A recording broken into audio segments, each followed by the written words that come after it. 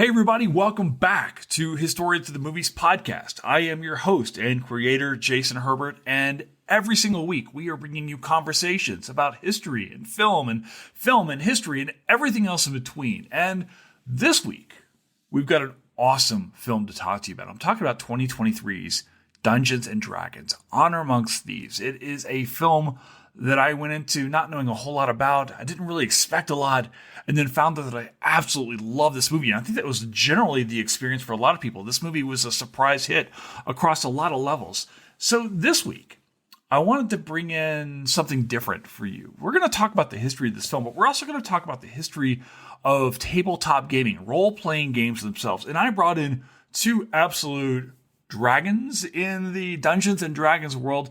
And I'm talking about Dr. Emily Friedman and Trevor Valle.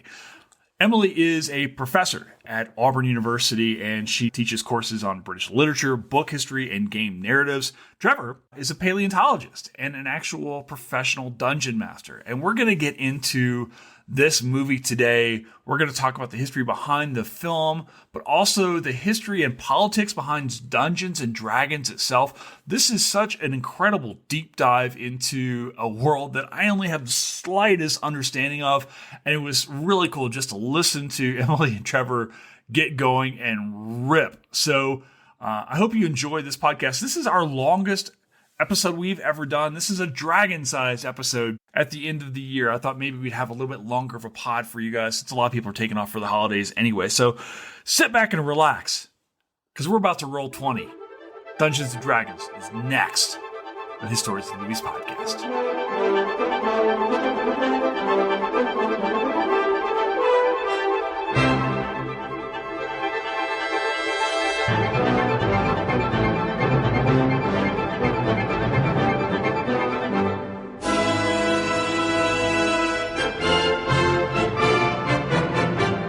Hey Trevor, how you guys doing? Good. I'm here. You're not here, sir. You're in. You are in. You said anglicize it, Los Angeles. Well, I'm here as in I'm vertical. You're vertical, like in the space. Yeah. In the esoteric kind of, eschatology aspect, I am vertical. Oh, we're going there already, man. Look, I've got cancer. It's just what I do. Okay, valid. You're gonna bring this shit. Let's just fucking go down, right? And Emily, Emily, you're not in Los Angeles. You're in Alabama. Yeah, it's LA and AL tonight. So this is what we're doing. So I'm the mirror universe. That's wild. I think. Oh my gosh, I want to talk actually like what happens if we set D&D in the South. And this is less like at this point in time, I'm ready to make like what happens if we set blank in the South as like I want to set Spider-Man in Birmingham. I want to set every film in the South. I don't know how we're gonna do Platoon, but we'll get there. There's Southern Fried D&D, that's for sure, and canonical. Yeah. So. Oh yeah. Oh really? Yeah. There's an adventure in Journeys to the Radiant Citadel, the famously all BIPOC produced, edited, and written adventure for D&D, and one of them is set in basically an imagined Deep South kind of flavor. Oh my gosh. Yeah, I believe Aaron Evans wrote that. Yeah, it's super rad. Okay, guys. Well, I gotta tell you, I am so excited to do this pod. I was nervous to even ask both of you to be on this. I was like, when I decided, I was like, let's do Dungeons and Dragons, and I knew both of you from Twitter. This is our first conversation I've ever had with either of you. Like, that's ever what Twitter do. That's how this No. works, especially in D&D, like, and TTRPG circles. Like, I realized this. I'm used to like internet friends in academia. Like that's really common, right? Like you see somebody at a conference and you're like, oh yeah, we know. Yeah. In TTRPG, it's like all freighted with weight and stuff. And then I rock into my first convention and it's like, oh, people know me from the internet. Yes. It doesn't just go one way. Turns out parasociality, when both people are feeling it, is just sociality. Yep. Absolutely. That was the most intelligent thing that's been said on this in the year now that we're doing this for a year now. And Emily's just like, here are words Jason doesn't understand. So yeah, I feel like this is going to be an awesome pod. Oh boy. Let's go. Oh, here we go. Oh my gosh, I am so okay. So I have to tell you, first and foremost, like, I don't know if we should get into this later on, but like, I'm just going to get into it now. Like, I never feel like I belong in the D&D world, like, because I got to play it in college when I was younger, and then I was like, all my other friends when I was going through grad school played, but I never felt. And I was saying this the other day. I went to Bass Pro Shops and the local D&D place the other day and felt at home in neither space. I was like not outdoorsy, man guy enough for the Bass Pro dudes, right? And then I walk in D&D and I'm like, I just want to look at the Star Wars stuff. Is that okay? The Warhammer things look nice. So I never feel like I belong in either space, and which is nonsense, I think.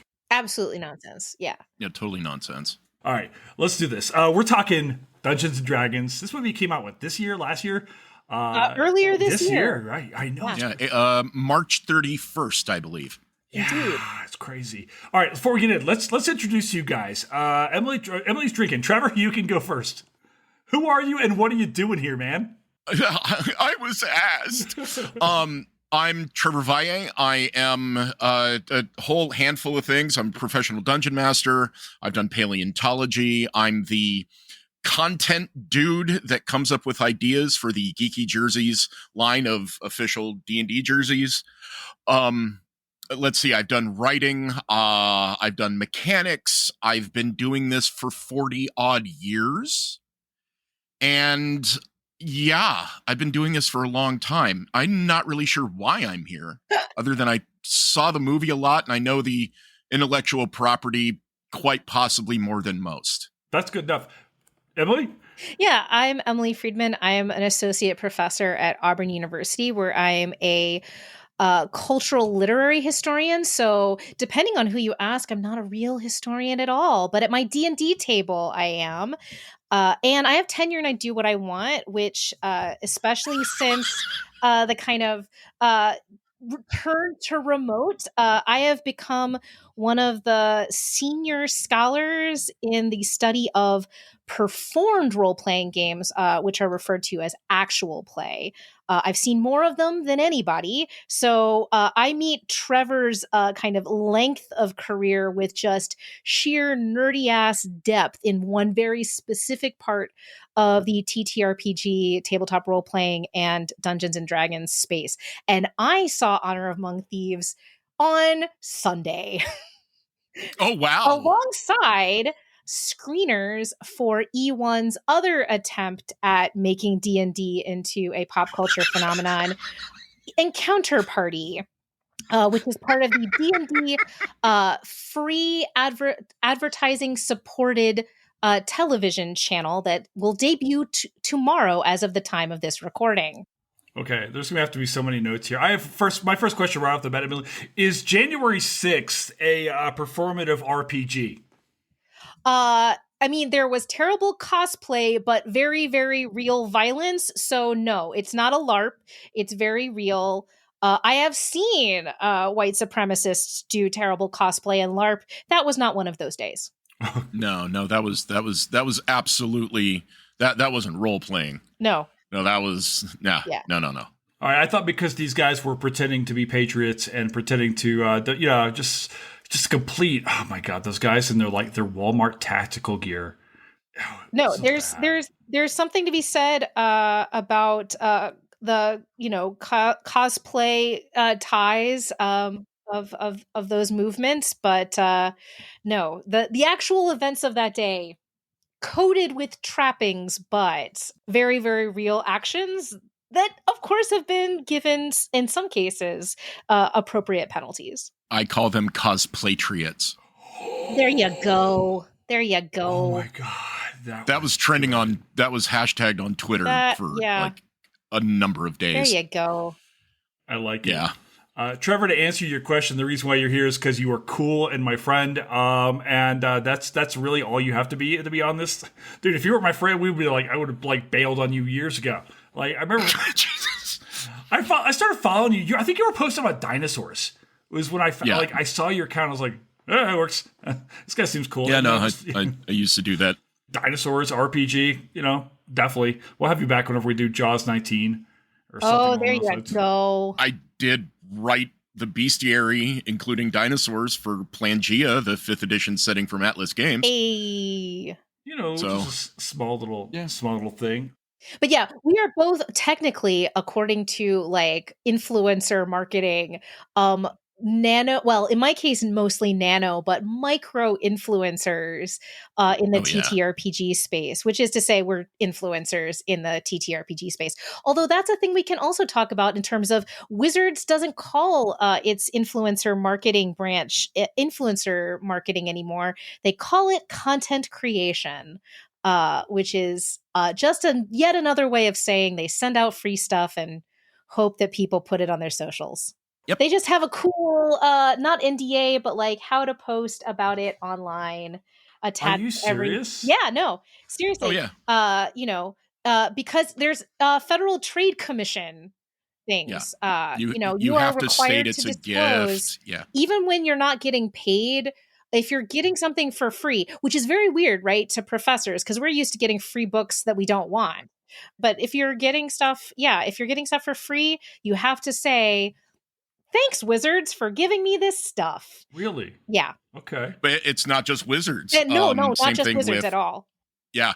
Paizo does it. People do it. Travel journalists. It's like, hey, Hilton sent me on this vacation. All that. It's literally a federal deal. Everybody has to. Yeah. So one of the interesting things about the TTRPG space is because there's such blurriness between fans and actual creators, between professionals and amateurs, because there's a spectrum of people getting paid in different kinds of ways. All of the sudden, people get really confused about what the rules are. But the rules are, if you are getting something material, even if it's not, financial disclosure, I'm not getting paid by Wizards for shit. Or But me. I do have a big stack of Planescape books next to me. And Yeah, me too. Yeah, no. Right there. Yeah, we all got the mysterious box the other day. And more boxes coming. This is just the nature of the beast. Mine came in a Magic the Gathering Mine box. did It was too. weird. It was very weird. Yeah, I looked at it and went, why? And then I opened it. I'm like, oh shit, Planescape. Yeah, my DM is very excited because we're supposed to all be getting the deck of many things. Yeah, and this is the thing, right? It's very cool. It's something that many people aspire to in the space, and people like Trevor and I kind of get it as collateral to whatever the heck we're doing, as opposed to, I think it's fair to say, like gunning for it.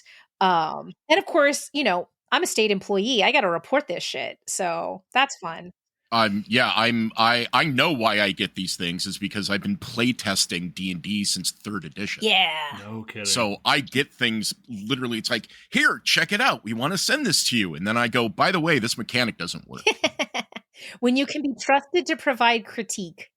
But yeah, and this has been, that's actually a really important thing when we're talking about this movie. This movie is coming out in the wake of an enormous backlash, not just because of the open gaming license stuff that I think we're going to be talking about, but also they had a gathering of content creators, and Trevor and I were at it in different kinds of ways that did not go extraordinarily well and was a social media nightmare. Folks who were very excited because they have small followings, but were being invited for a free trip to Seattle, which, by the way, journalists can't take free trips anywhere. That's against the rules. But influencers and content creators can. There's no rule against that.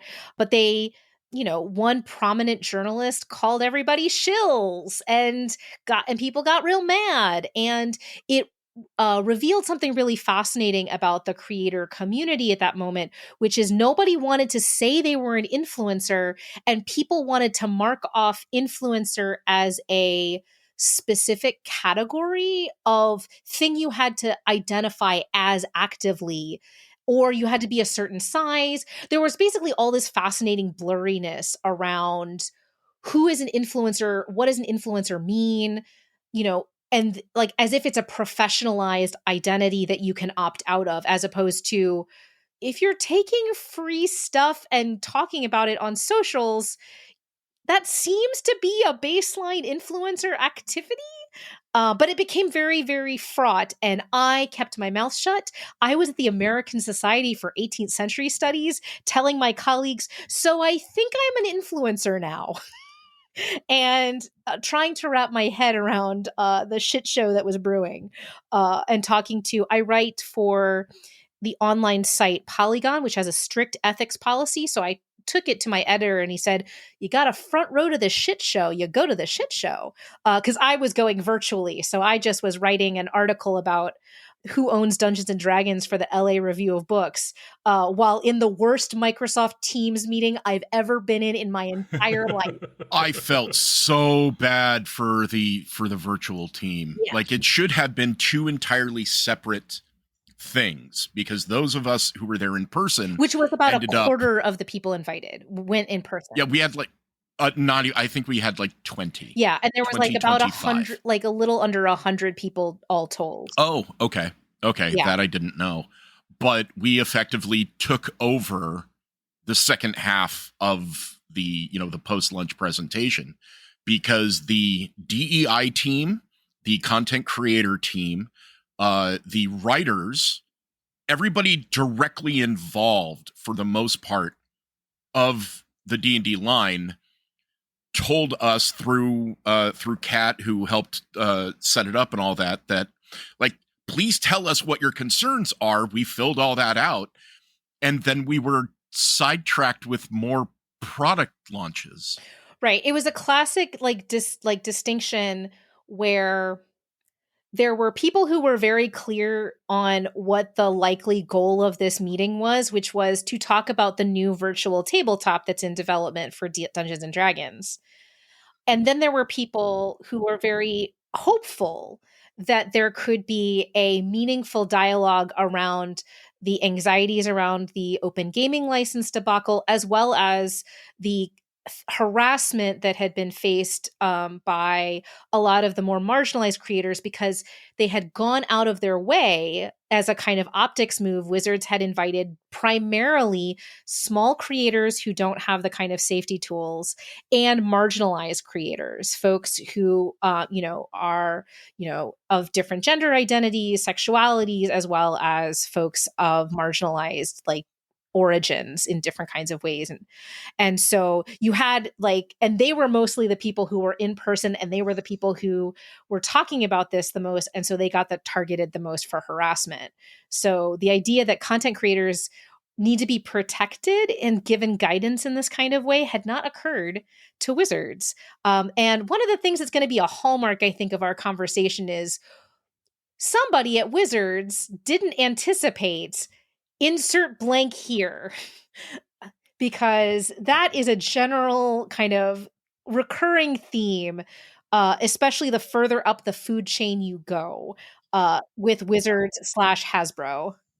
That was actually the neat thing, because I'm sitting all the way in the back during the live thing, and I'm sitting near members of design, content creation, DEI, and all that. And when everything started to go our way, I looked at them, they were smiling, and then went, oh crap, we have to get up there. So then they ran up there. But everyone against the wall behind us were C-suite executives and everything, and they looked panicked.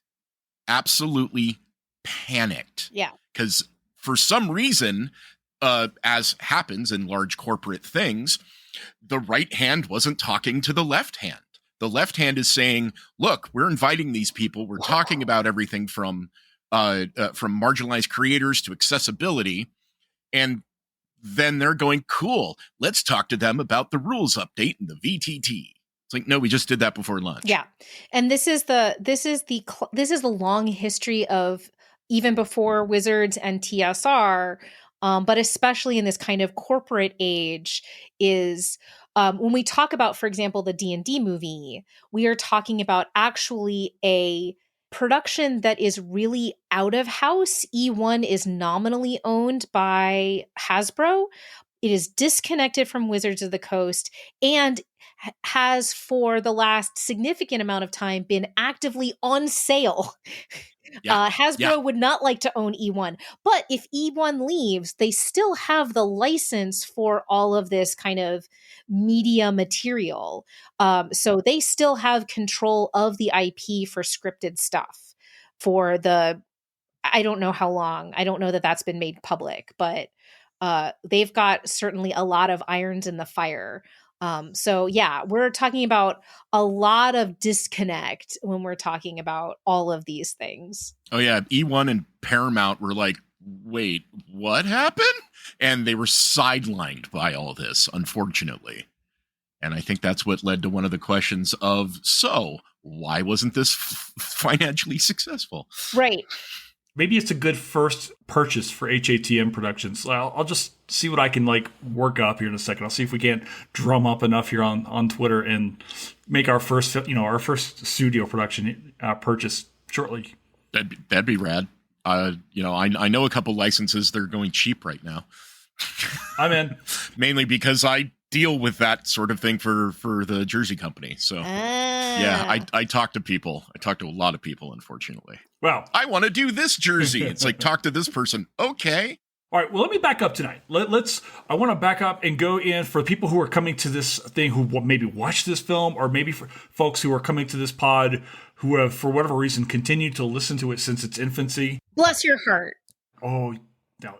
That's a loaded term. You are I'm a native speaker. It's like you can weaponize that. Where are you from? I'm a native Texan. Oh, East okay. Texan, so I'm kind of Southern. Okay. I'm a native speaker of Bless Your Heart. That's for sure. Okay. You could do it. And Trevor, have you weaponized Bless Your Heart? Have you ever used it before? No, I'm not allowed. I'm not Southern. No. If Southerners, and you have two of us on camera, Win company. Okay. Yeah. Okay. Well, technically, I am considered Southern because my father, even though he is of Basque and Spanish descent, was born in Atlanta. Yeah. Hey. So I'm allowed. However, I do not weaponize it since I'm also primarily Canadian. I do things like that. No, and to be fair, the South is a moving target. My students here would not say I am from the South. No. I've just lived in the South for about almost 15 years. But the further you get into what I call the deep ass South, the smaller the South becomes as a location. So yeah, beyond the scope of today, but I'm native Los Angeles, so we tend to just, instead of being nice about it, it's like, dude, you're a dipshit, man. That works too. We just come straight out. And to be fair, for the folks at home, Bless Your Heart has as many meanings as Aloha does in Native Hawaiian, which is to say It can be genuine, it can be sarcastic, it can be everything in between. In this case, the best kiss off. Usage is lethal. Yeah, it's the same as dude. It's like, dude. Yeah, it's one of those things. All right, let's talk about Dungeons and Dragons for a sec. Wait, why are we here? Wait. Oh, no, that's how this pod goes. We don't get into the movie usually for about 45 minutes, so this is good. In fact, we're not even going to get into it yet, because I want to introduce folks to the idea. I know most people are D&D is such a cultural phenomenon. People know, generally, about D&D, even if they've never rolled dice, even if they've never played, even if they've never, painted a figure. But I want to get back to these origins of as far as exactly what D&D is and maybe where it comes from, and kind of bring us all the way up to Trevor's like, this pod just turned into a 6-hour pod. Yeah, between the two of us, let's go, man. I'm not Em and I don't have to edit it. Crap. This is Fletcher's job. So, where do you guys want to go? Where does D&D come from? Let's start there. Unfortunately, guys that look like me that played war games, like little miniature war games. Depending on who, and here's the thing, depending on who you talk to, the origins of D&D are different. Ooh. But the main part is it came from war games, and during a Napoleonic war game, players started not just rolling dice and measuring things and figuring out what units did what, but they began playing the parts of the mayor of the town, the general, things like that, and would send missives and talk to each other as if they were those characters. So that's where it started. and then it got codified into rules, and then And this is beginning, 1970s, is it? Where we're coming up on the 50th anniversary, according to Dungeons and Dragons' own lore, of the kind of official D&D like origin point, which what we call the white box. Indeed. And the story of that, which is actually told in the form of a year-by-year, turn-by-turn war game. John Peterson talks about it in his book, Game Wizards, which is about the rise and fall of TSR, which is the original company tied to the creation of D&D. Basically, there are it is a fascinating book when you think about that Peterson interviewed a not inconsiderable number of people who are still alive. Everyone looks like a hot mess in that book. It is unsparing of everyone. It omits the good story that I want to see someone write, which is about how Mary Gygax raised 5 kids on nothing while her dumbass husband tried out cobbling for a while and then thought he'd start a game company. But it actually, every chapter shows how much money is the company making, how many copies are being sold, the rise and comparative size of the 2 biggest gaming conventions, Origins and Gen Con. It's a whole thing. One of my students who's a media studies student adores it. I fell asleep multiple times while reading it. So, responses vary. But the beating heart of it is Gary Gygax is historically credited as the father of D&D, but of course, Dave Arneson has a equal role to play. Arguably, Gygax just got most of the money, went to Hollywood, blew most of the money, and in the kind of climax of Peterson's telling, basically is maneuvered by the board and loses the entire company because he's not been paying attention, while all of this kind of backroom maneuvering has left him with a minority share of the company. So there's a lot more tea related to attempts by Gygax's sons to create things like new TSR. It always goes poorly. It's all a mess, but that's the broad contours, which is to say, indeed, as Trevor says, a bunch of white dudes in the upper Midwest decided that they were going to turn their hobby into their job and were mostly more successful than not, thus establishing a method for the next half century of people having a odd relationship between their hobby and their profession, kind of forevermore. It is worth noting that there are other TTRPGs, tabletop role-playing games, other than D&D that kind of develop in parallel. So beyond the scope of tonight, but it's always worth saying D&D wasn't the only game in town, so to speak. And indeed, my history with D&D is comparatively short precisely because I came of age in the 90s in the time where D&D was at its lowest point, and it was instead the rise of White Wolf and Steve Jackson games that was really carrying the day for stories about vampires and angels and demons and all that kind of good stuff, among many, many others. But yeah, it wasn't until 5th edition, which is facing its 10th anniversary quite soon, that we see the renaissance of Dungeons and Dragons and its viability as a media property again. And one of the things that I've written about is that none of that renaissance in terms of fictional extensions of Dungeons and Dragons related media is coming from within the house. Everything that Wizards tries or Hasbro tries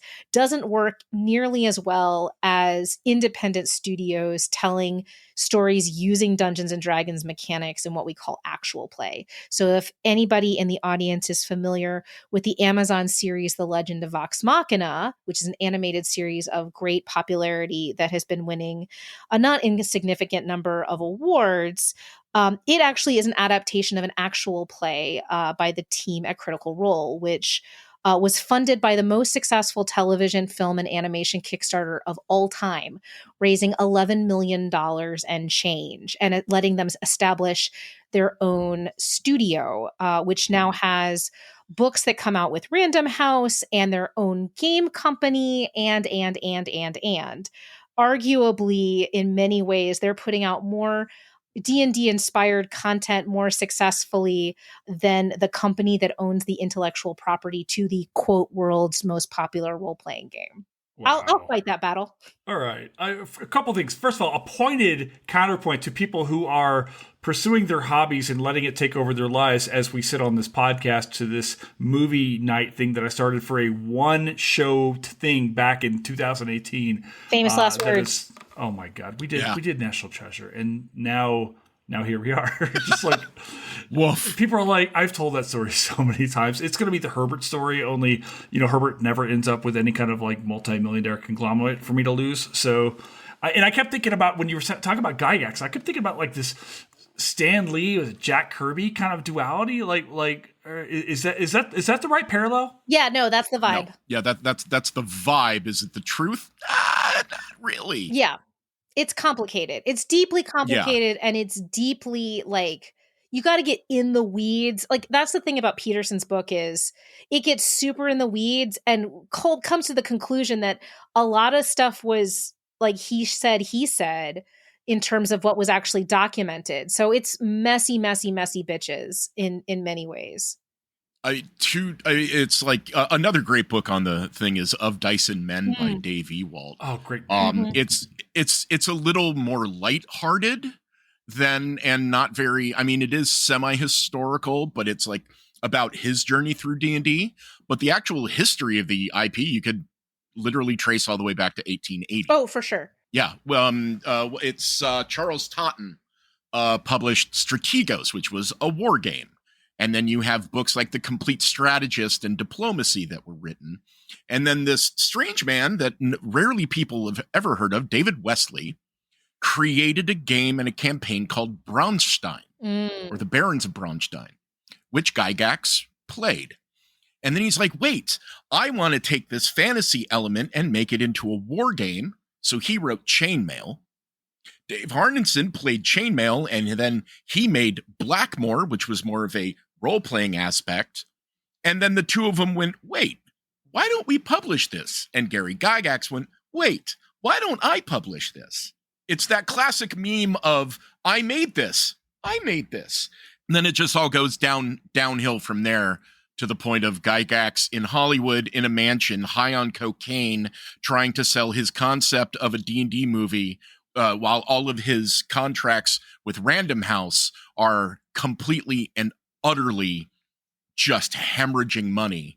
And then what eventually killed them was in book publishing, there's returns. So they returned everything to Random House and lost all that cash.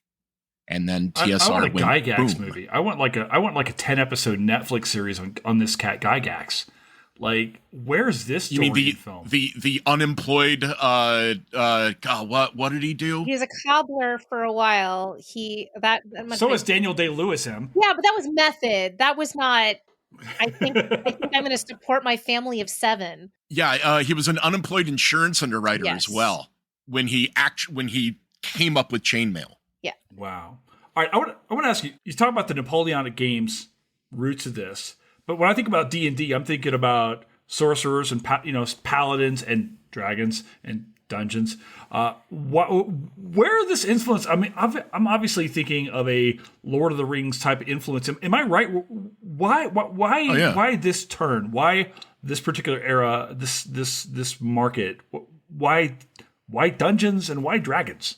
It's what Gygax grew up with. Lord of the Rings, King of Elfland's Daughter by Lord Dunsany, Cthulhu, different myths. That's why in the original copy of Deities and Demigods, they had the Cthulhu mythos in there, and then they got sued and had to pull them out. They had hobbits, and then the estate sued them, and so they had to turn Ents into treants and hobbits into halflings. And yeah, that's exactly where it's from. Yeah. It is from ye oldie fiction novels. And it becomes super popular, of course, because there's the Tolkien Renaissance and reception in the United States that coincides with like the 60s into the 70s in that same way. So, Hell, even Led Zeppelin had a song. Yeah. So this is the kind of fascinating, like delayed reception sort of thing that's happening here. But yeah, it's very much invested in that kind of Tolkien-esque, for better and for worse, in terms of its storytelling. All right. Well, in this film, right, we see some very real kind of hallmark, some real references to playing the game itself. And I know a lot of the people who are going to be listening have never actually played D&D before. Trevor, you refer to yourself as a dungeon master, which can be taken any number of ways. You first could be a graduate advisor. That's a different podcast. I'm in. Can we talk a little bit quickly about relative term here, about how one plays D&D, so people get a real sense of like what happens here? How many people do you get for an ideal game of D&D? How long does it take place? Like, how does one play? That entirely depends on the DM or GM, the game master of any role-playing game. They either use a pre-prepared adventure or they come up with their own world. And the core of it is you have a storyteller that creates a story.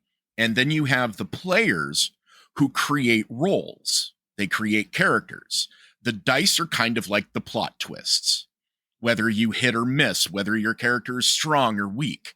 It's actually, weirdly enough, it's a very simple concept. It's taking theater and putting it on a tabletop.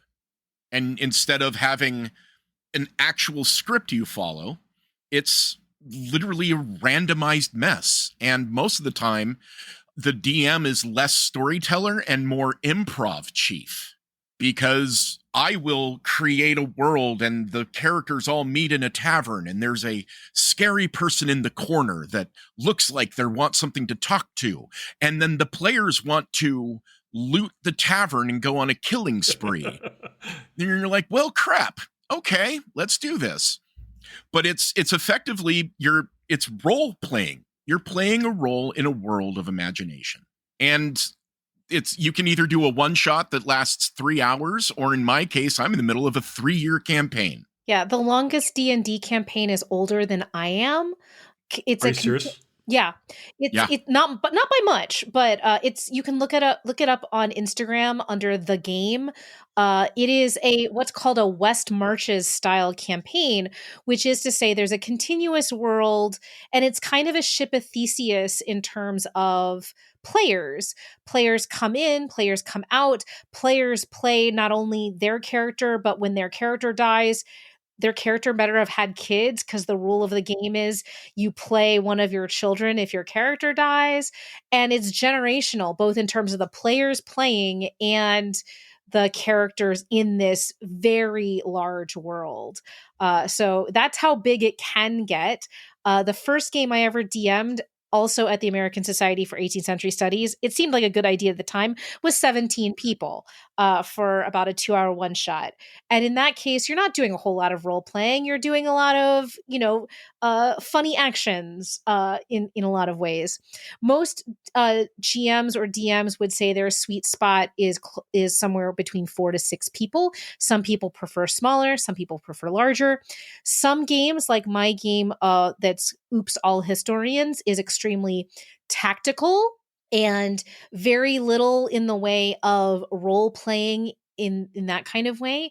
If you are at a table with a bunch of theater kids, you can expect that there will be comparatively minimal combat and a lot more of, weird romance plots and things like that don't appear at my particular home game, and everything in between. And one of the things that's been really difficult, especially now that there's a lot of ways you can watch other people play, is there's this sense that, performed play is different from home game. And the answer is no, that's not the case. It's that there's so many kinds of ways to play a role-playing game, depending on your personality, depending on the kind of story you want to tell, all those sorts of things. And it just so happens that some of them are more fun to watch than others. And those have started to proliferate. And it happens to be the ones that are created by, say, voice actors and improvisers and comedians and, people who are good at audio dramas or streamers, have parts of their toolkit that think about story in ways that can communicate to an audience really effectively. But there's lots of ways. You can play however you want. And I teach a tabletop role-playing class every semester or every fall semester. And I'm teaching... You could do this with tenure. Tenure's great, man. Also, you can do things in English departments, my dude.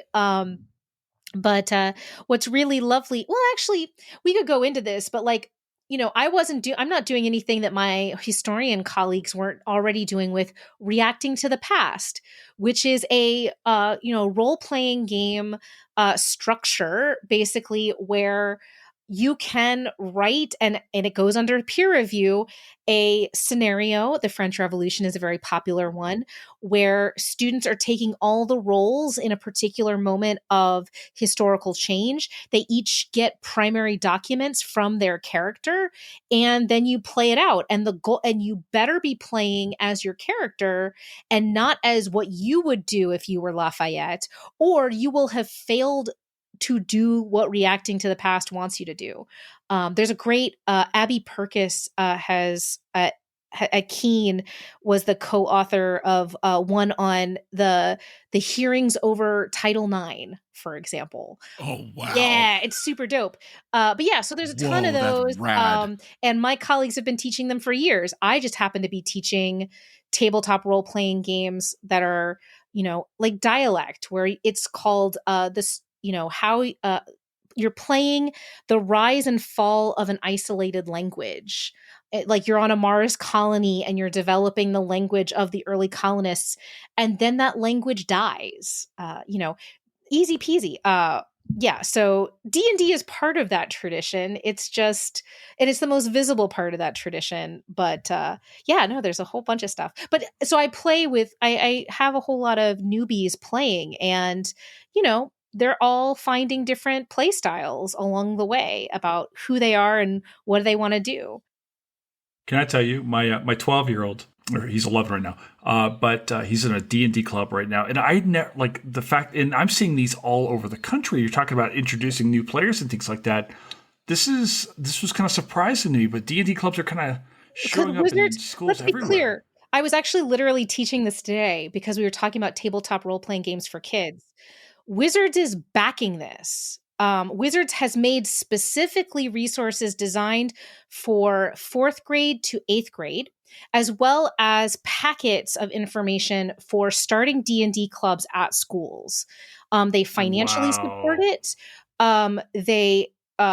We can go into, my students ripped the actual materials apart to shreds because they're really hard to print, and they're not especially, like, in some ways they're not the greatest, but it's literally comes with the statements of student learning outcomes that you can tie in. So you can take them to your supervisor and saying, I am fulfilling various learning outcomes. And it's very like, look, we're doing STEAM because they're doing a lot of math, right?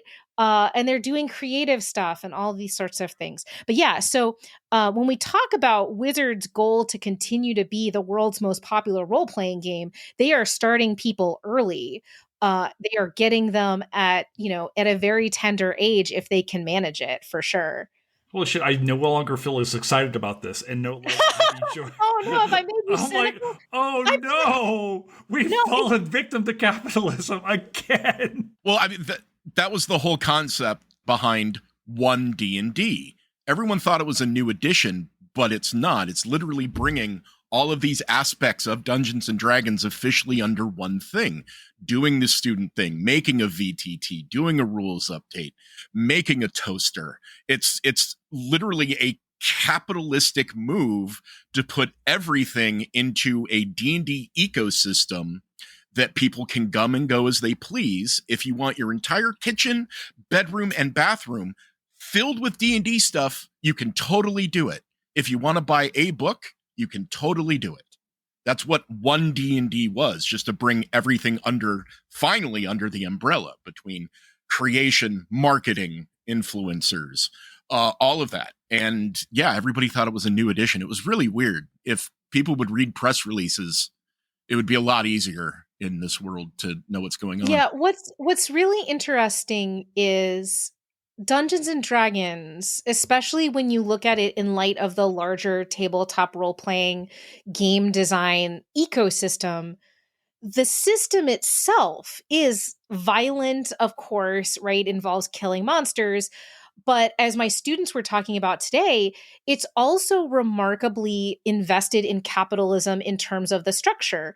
When you have a game that's designed for leveling up, using experience points or milestones, and where ultimately at the highest levels, you functionally become an unkillable god, then along the way, you basically nerf or, kind of mitigate that by having a material cost, either in objects or in gold, for everything. And so in the most kind of extreme versions of the game, it's a game of accounting and inventory, where you are not only adventurers killing things to gain experience points to level up, but also like looting bodies, right? To make sure that you have sufficient gold to buy the next shiny object. And most tabletop games that are being designed in contradistinction to D&D, like we were contrasting Wizards materials for classrooms with Quest RPG. Which, which is very rules light, very narrative, and literally has a 2-page spread that's like, we're not going to worry about money. It's basically a world with universal basic income. You can afford basically the necessities of life. You might have to work harder or negotiate for, extreme things, but like, there's no like, we're counting money in this game. And most games these days, unless they're really invested in making something what we call crunchy or statistics specific, are kind of pulling back from an idea that we're going to be obsessed with money or resources in those kinds of ways. The other ways of building conflict and incentive and drama.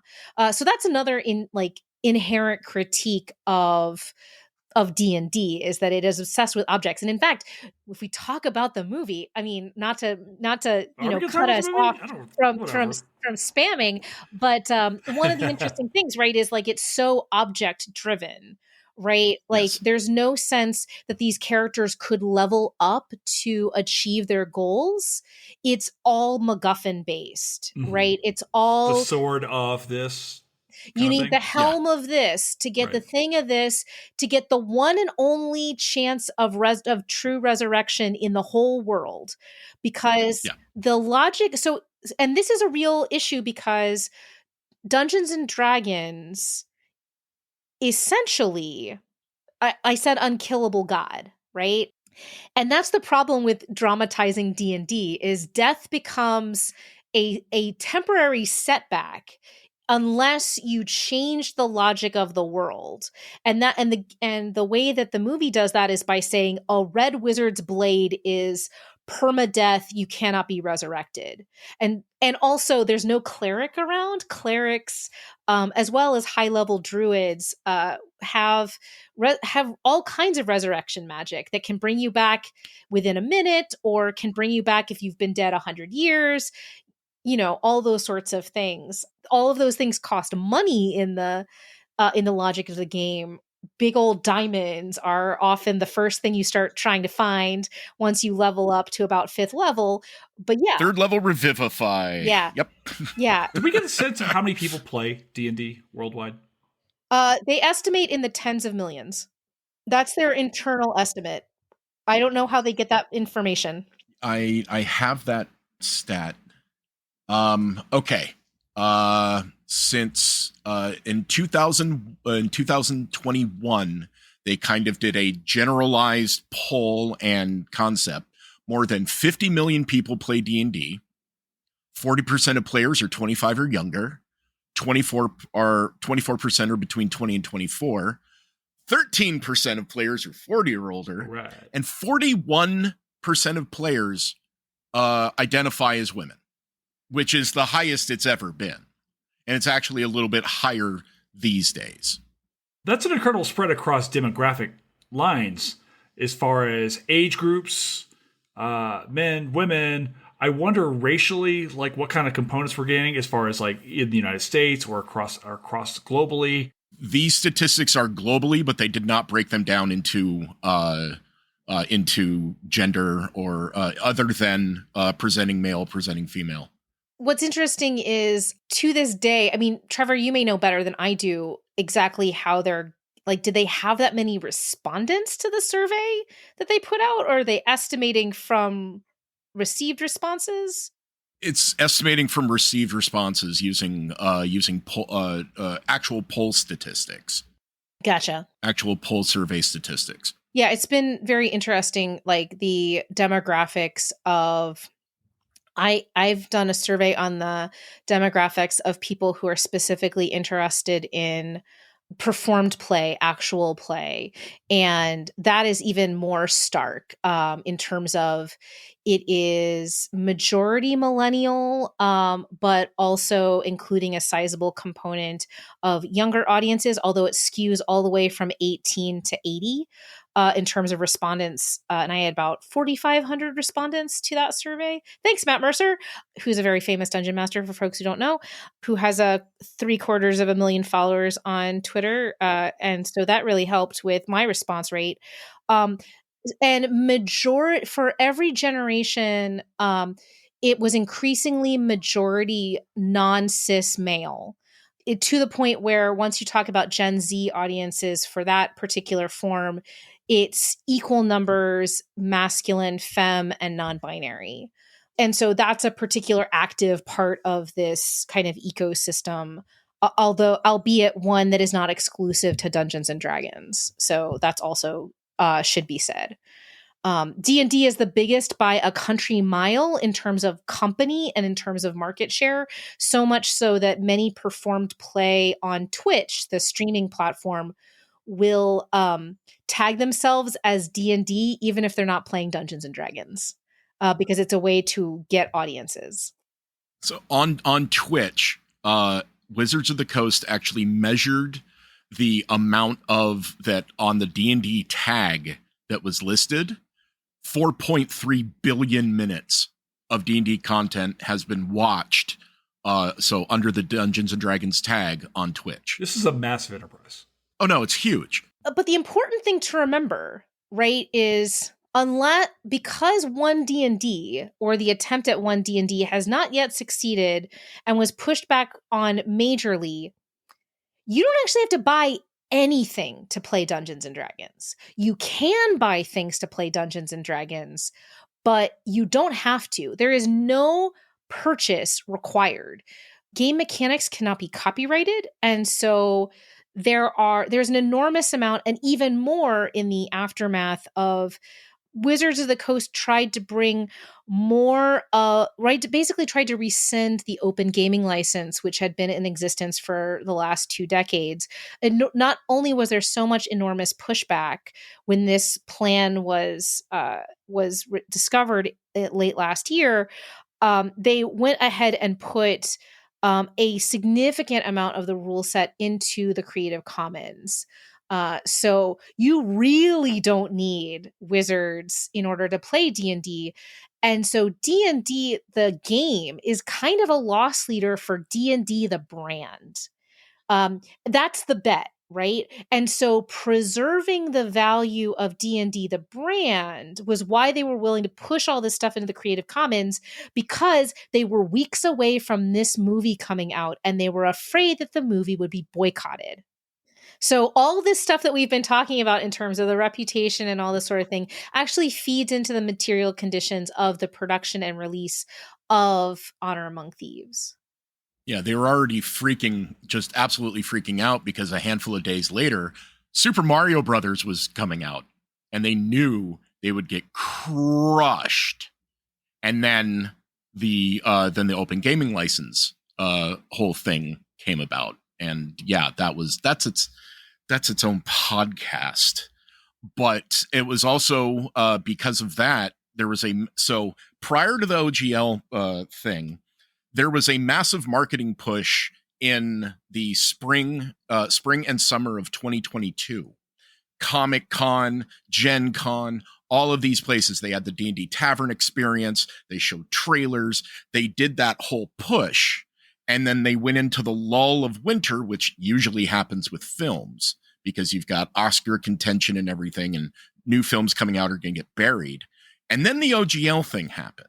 So before they could do their last minute spring push for marketing, everything blew up. Yeah.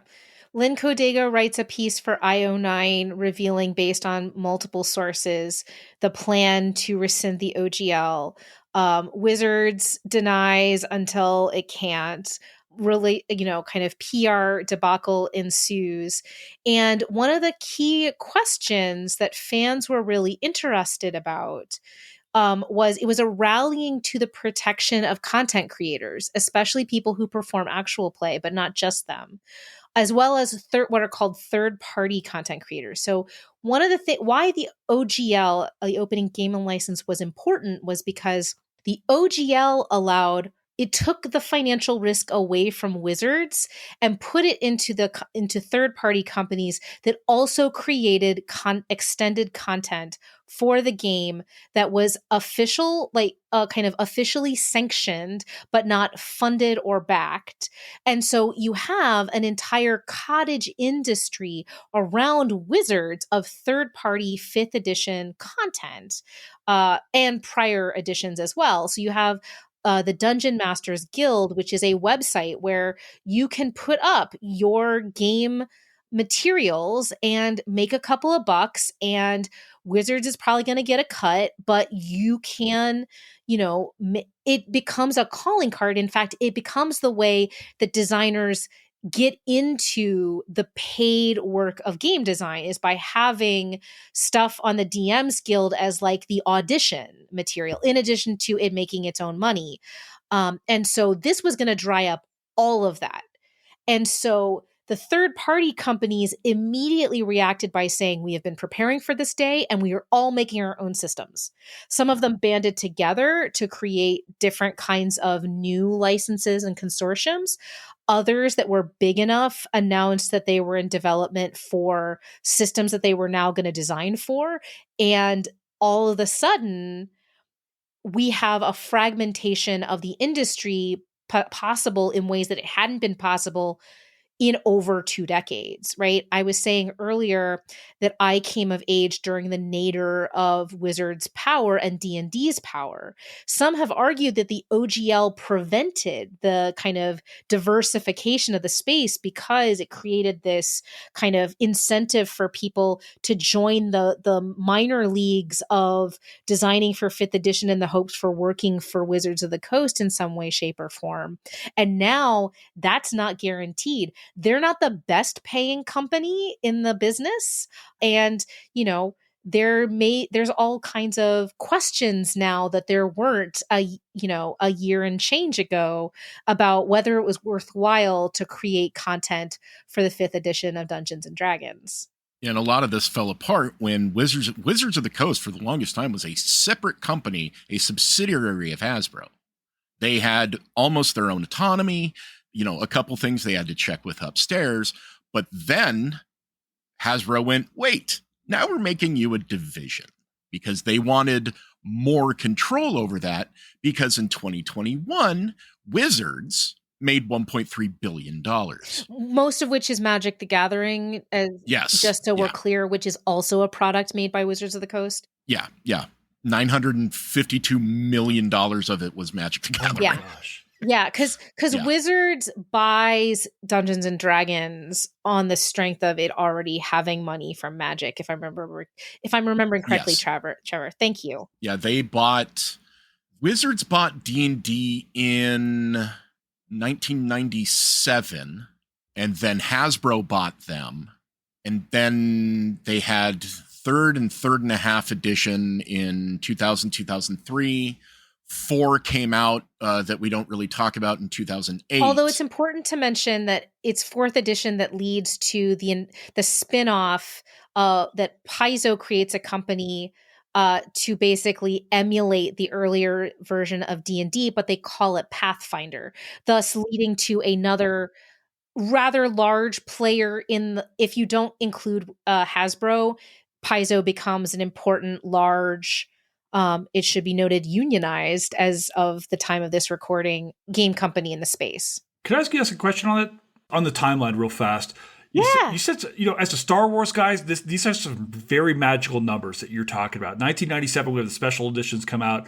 Hasbro is doubling down. I think they buy Kisner, I think, sometime around those lines. I remember I was heavy into collecting at this point in time. Is there a resurgence of like people who are really, at this point in time, really getting into this particular world of fantasy, storytelling, things like that at this point in time? What helps explain like why Hasbro is like doubling down at this point in time?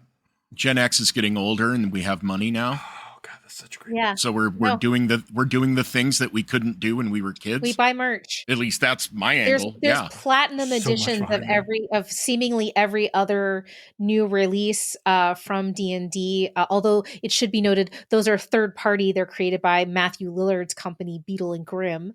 But yeah, so there's an attempt in the early 2000s. That's the bad D&D movie. Who was saying? I thought we were going to have to talk about this, but go on. We don't have to talk about it long, I promise. But please, yeah. We're talking about some bad movies. Not just the one, but I mean, there were sequels. No, there are two sequels. They double down. There's one in 2005. There's one in 2012. It's never bad. So it's a hot mess. And it's also, to be clear, like the first one comes out in theaters. The other two are direct to video, DTV, made for TV, blah, blah, blah. And it's very much we don't talk about those sort of situation. I saw it in theaters. Yeah. But what's notable, it's so bad. Attempts were made. That's a great somebody way to put said it. The other day to me, Jeremy Irons acting with his whole neck in that first movie. It's if you want to see Jeremy Irons at his highest point of scene chewing, watch the 2000 Dungeons and Dragons. This is a paycheck movie for Jeremy Irons. Yeah, which is timed, just to be clear, so those are so the first that first movie that comes out in theaters is timed to the release of the third edition of Dungeons and Dragons. And then the last two come out during fourth edition, which nobody gives a shit about. Fifth edition of Dungeons and Dragons comes out in 2014. It's originally kind of in playtest, it's called D&D Next. And this is when you get into performed play. Wizards of the Coast partners with Penny Arcade, the webcomic turned media empire, to create Acquisitions Incorporated, which was us. It's basically been everything, but it was a podcast. It was convention performances. It made an attempt at television. It's made another attempt at it had a Kickstarter earlier this year that raised $200,000 for a new season. And that's been the kind of most enduring relationship that Wizards has had with an outside company to create. Basically, here's the kind of way you can play D&D, and it's fun, and it shows off whatever the new adventure is in some kind of flavorful way. The dungeon masters have almost always been Wizards employees, and you have a cast that early on it included people like Will Wheaton and Patrick Rothfuss, the fantasy author. Now it includes people like Xavier Woods, the WWE performer, and streamer personalities and things like that. So that begins the commercial relationship that Wizards has with an older form of performed play that had been happening kind of unofficially. Alex Chalk talks about a kind of public access show in Los Angeles called Dungeon Majesty, which doesn't really survive except in fragments. There's a kind of robust scene in the improv scene in LA of performed improvised play. And when it comes online, it starts to bloom, especially once Twitch is invented and YouTube. Critical Role, the biggest of these shows, is the beneficiary of coming at the dawning of Twitch. So they're on the front page of this new and exciting streaming platform for months during the early part of their existence. And so that leads to, there's a boom in 2015, right after the debut of 5th edition. You get the Adventure Zone and things like that. You get Harmon Quest is 2012 to 2016, give or take, which is on NBC's like streaming attempt at a streaming online channel. And you get a bunch more. There's a boom in 2018 of these perform plays, and then another boom in 2020 when everyone is remote and everyone's at home with a lot more time on their hands. And so Wizards has never been able to acknowledge this fully, although Greg Tito of Wizards is really kind of instrumental in fostering a lot of actual play. And so there's also these events that D&D puts on every time they release a new and exciting adventure during this early period of 5th edition, called D&D Live, where they bring in people from a bunch of different shows and have them either play with their cast together live or play in different kind of variety show kind of configurations. Material and stories related to this game that you can now go out and buy and play. This, Storm King's Thunder, or, the Tomb of Annihilation, or things like that. And I've talked to a lot of creators who were in the space and in the rooms for those events, and they will talk about C-suite Wizards people talking themselves up about how great 5th edition is going, and completely unwilling to give credit to these creators who are putting a human face and kind of opening the gateway to, oh, you can play and have fun just like us, which is arguably the thing that really gets 5th edition, kind of to new heights. And in fact, inspires the entire industry. You can't launch a new tabletop role-playing game on Kickstarter or anywhere else without budgeting for at least one actual play of people playing the game to both entice people but also show people how the game is played. So this kind of entertainment plus instruction sort of model. So it changed the entire field in ways that, again, Hasbro and Wizards completely unwilling to cede, even as, at San Diego Comic-Con, when Honor of Among Thieves is starting to do its kind of PR push, people are like, wait, are there cameos by the cast of Critical Role? Because then I'll give a shit about this movie, right? And Matt Mercer had to go on Twitter and say, no, we're not involved in this movie. Because there was a rumor of a cameo that was leaked, but the cameo ended up being an entirely different person. Bradley Cooper. Right. And you could see all of the original D&D animated TV show characters have a cameo in that maze scene. I did love that part. I mean, it's fun, right? It's great. That was my introduction to D&D. Was that cartoon show back in the 80s, and I feel like maybe that's the thing we need to talk about, because that was how I remember coming to it. I was a little kid growing up in Louisiana and watching that show, and I was like, which dude is I love the dude with the bow, right? That was my jam. The Ranger, yeah. Absolutely, right? Yeah. And it's interesting, the D&D movie, while box office wise was considered a flop because it only made $50 million more than its budget, which has always been being that as a flop is so weird. I would like to make $50 million more than my budget this year, guys. But Blade Runner made only $1 million more than its budget. Right. For example, Gone with the Wind. All of these were technically box office flops, but the D&D movie debuted at number 1 for both physical media and streaming. It went nuts after the fact. And the interesting thing is there's been a bump in people playing, because everyone that knows the game and went to the movie and saw it and did things like, oh, look, this fight is exactly 3 rounds of combat, things like that. Everybody that went with them that didn't know the game had a great time watching the movie and went, wait, so we could do that in a game?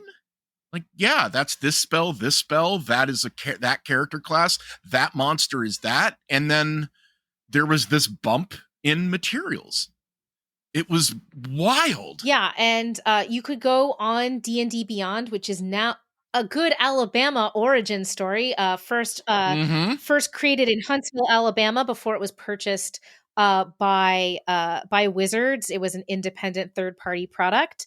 But you could go on D&D Beyond and see the character sheets for the main characters of the movie. And so, yeah, lots of potential synergy certainly in place. And they're doing it again with Baldur's Gate. Yeah. Trevor, you started jumping in and talking about like some of these, like the way that the game kind of is, kind of reflected in the film. Can we kind of talk a little bit about like what you like? This movie has an overwhelmingly positive feedback. People really like this film. Oh yeah, no, it was extremely well liked, both critics and audiences alike, to the point where it was the numbers are very close to the Super Mario Brothers film. They're like within 4%. So it was shocking. I loved it because the D&D movie effectively is what we call a one shot.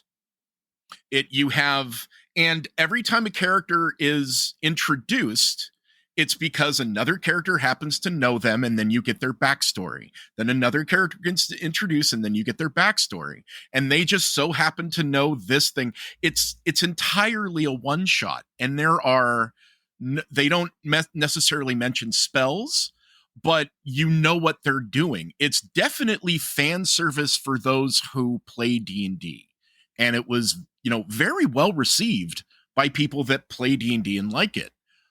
But the fact that it could bring in people that had no clue how to play it, had never played before. I mean, I really liked the movie. I was at all 4 advanced screenings from Paramount to the Westwood premiere. That was really weird. Everybody's screaming, and I look down the black carpet, and there's Matt and Marisha from Critical Role, and all these flashes are going off. I'm like, oh, cool. Yeah, it was bizarre. So that's the thing. The film brought out the main actual play people into numerous different screenings. Like, all of my colleagues were at the Paramount one. I would look over and see multiple people from actual plays there.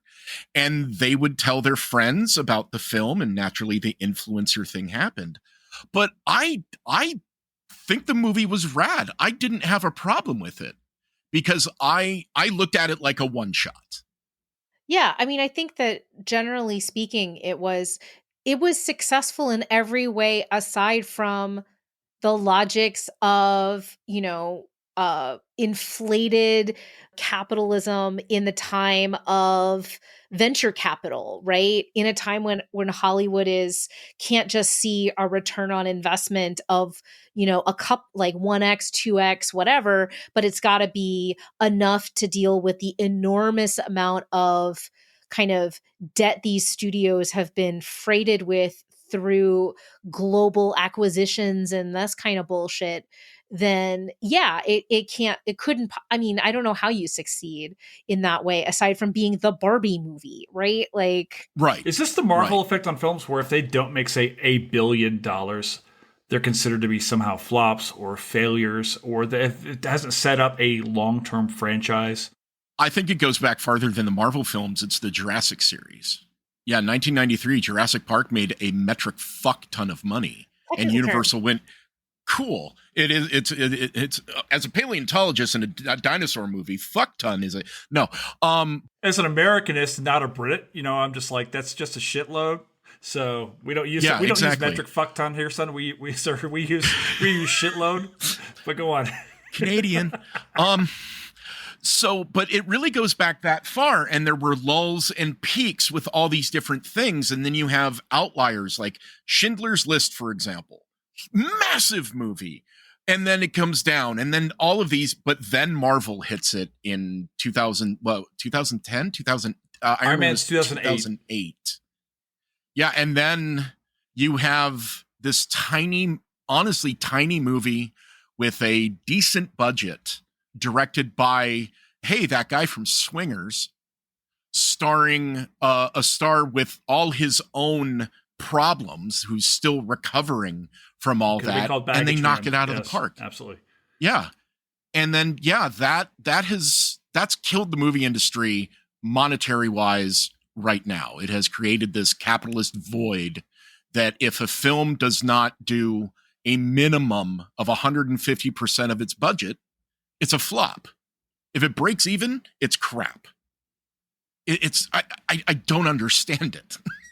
It's bizarre. I understand it. I hate it, but I understand it, right? Like it's all of this, using in all of these industries where companies exist to bear debt, right? Through various kinds of, weird, unholy alliances. It's a mess.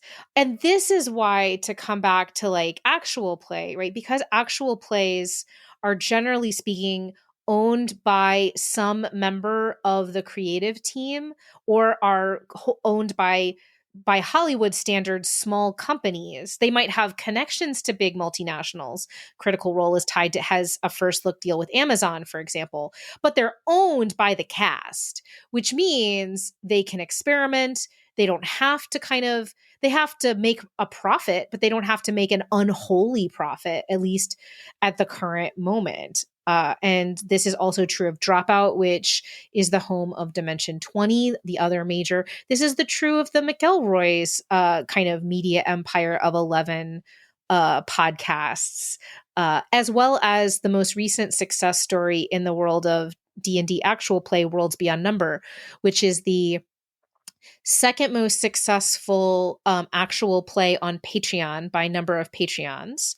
Over 30,000, which also puts it at the seventh most subscribed Patreon overall.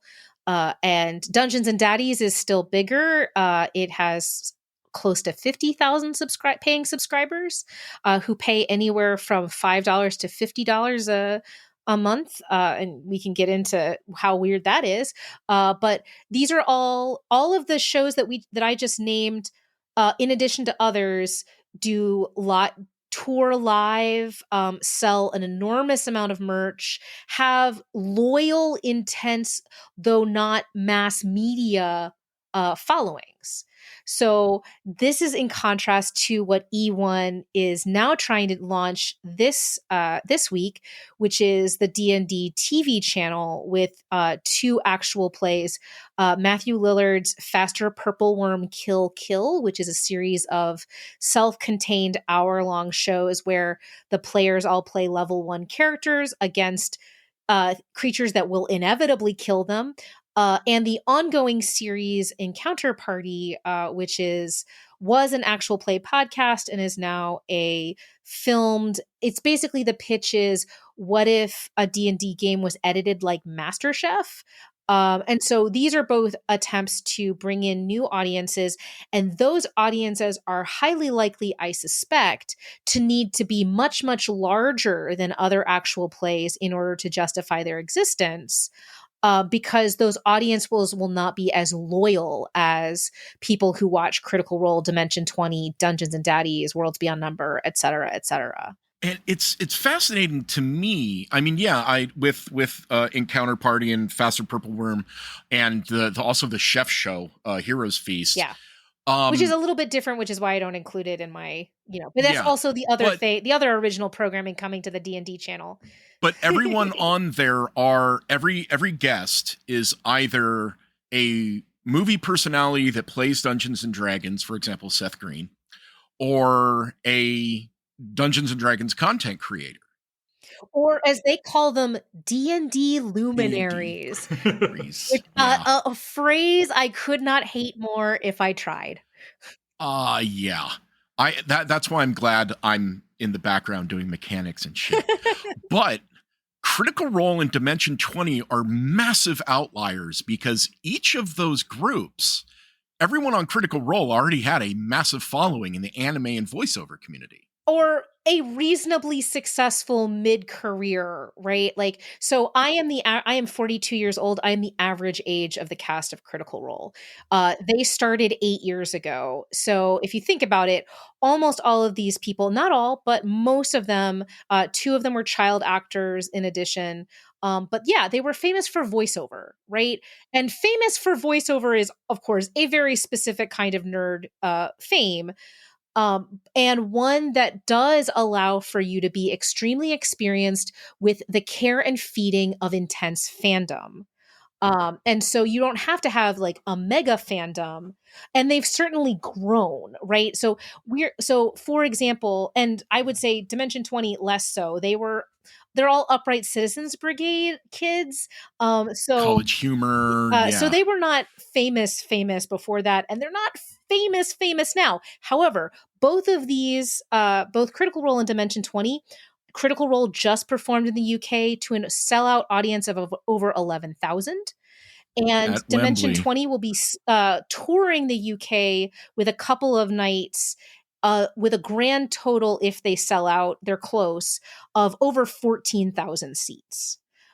So these are not, so yeah, these are people who can't walk through for example, Gen Con, the biggest gaming convention in the country, without wearing a disguise unless they want to be stopped every couple of minutes. However, they're also, generally speaking, able to live normie lives, by LA standards. I have think to ask, are these guys making a living doing? I mean, it's worth noting that this is almost no one's full-time job. Okay.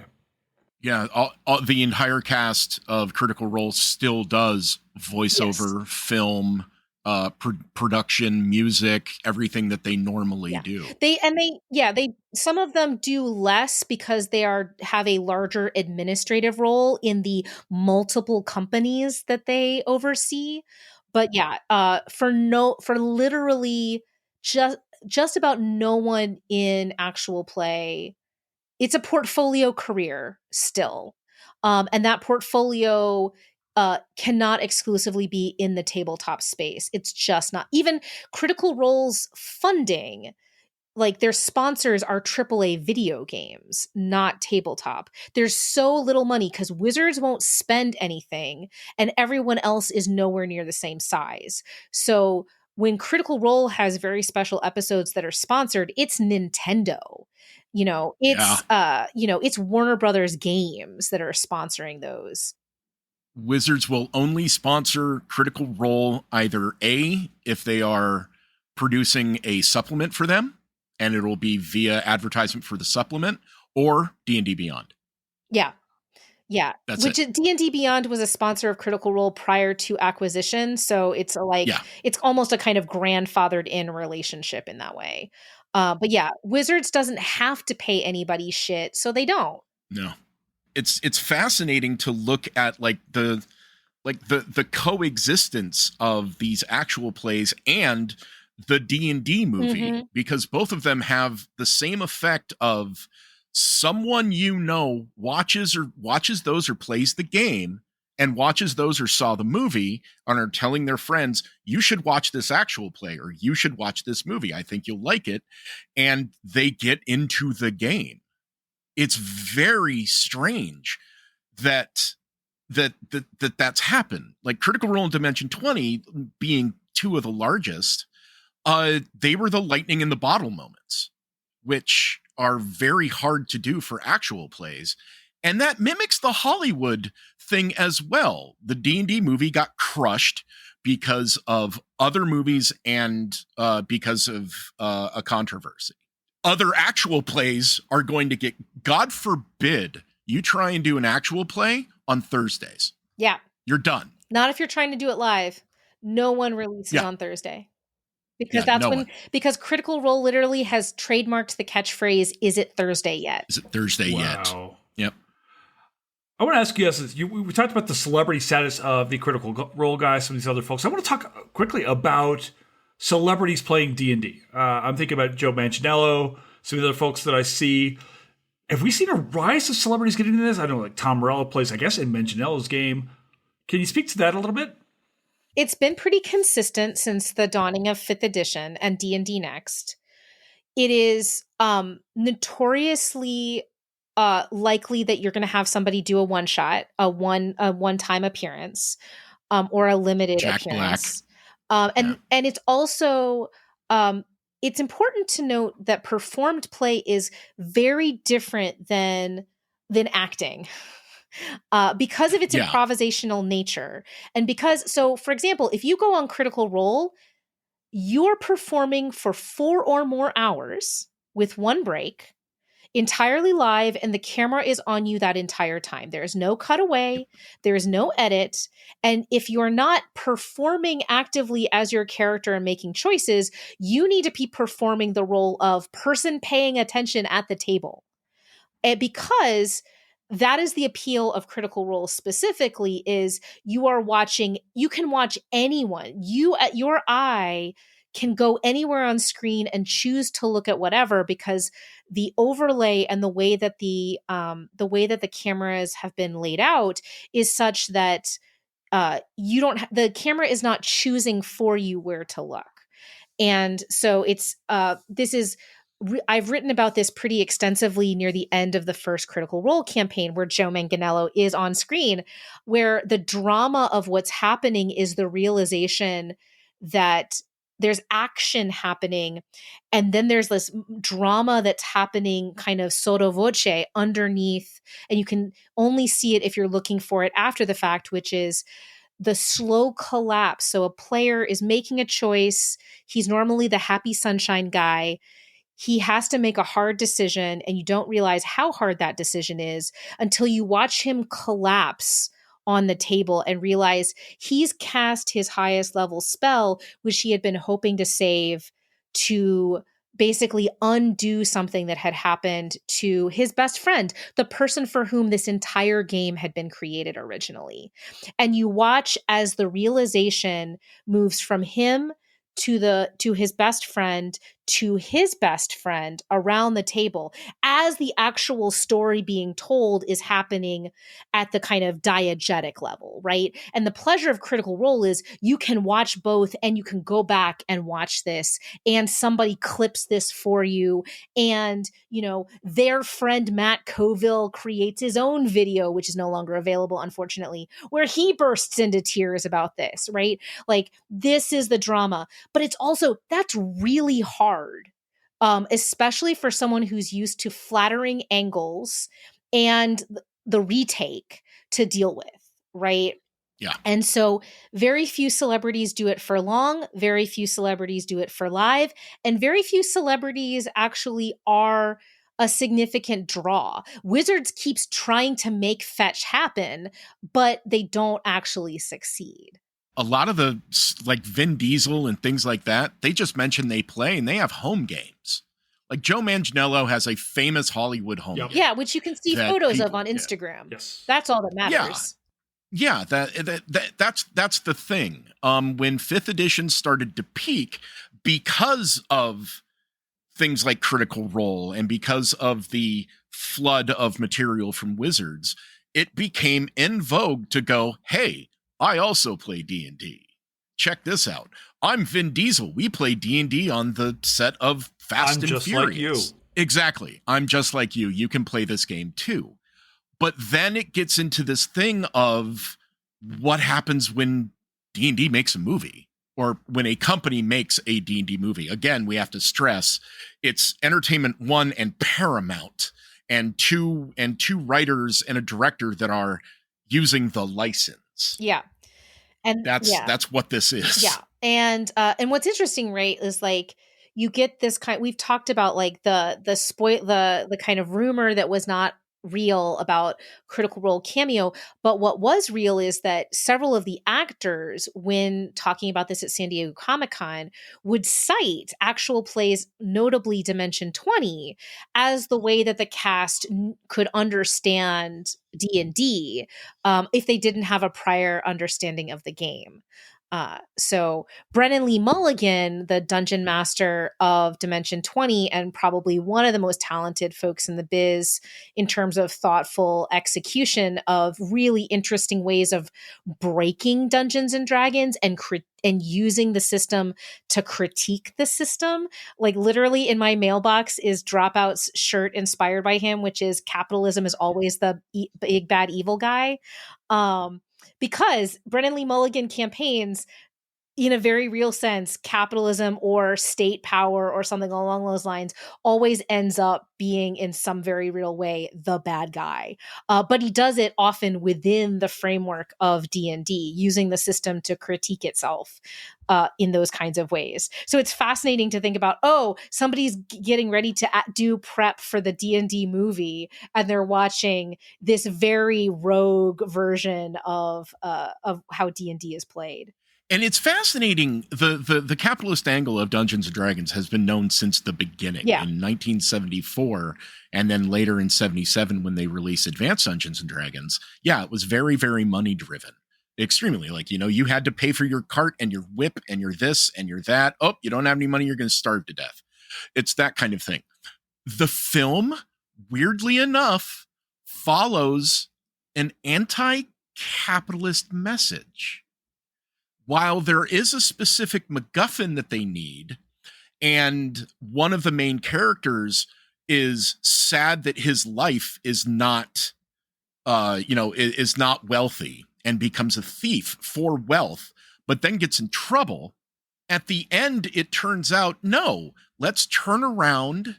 Let's give the money to the people. Let's take down the evil capitalist. And sorry, the two of the wealthiest people in the film die. And then the benefactor of this city is, the spell is broken and brought back to life. And these people are honored.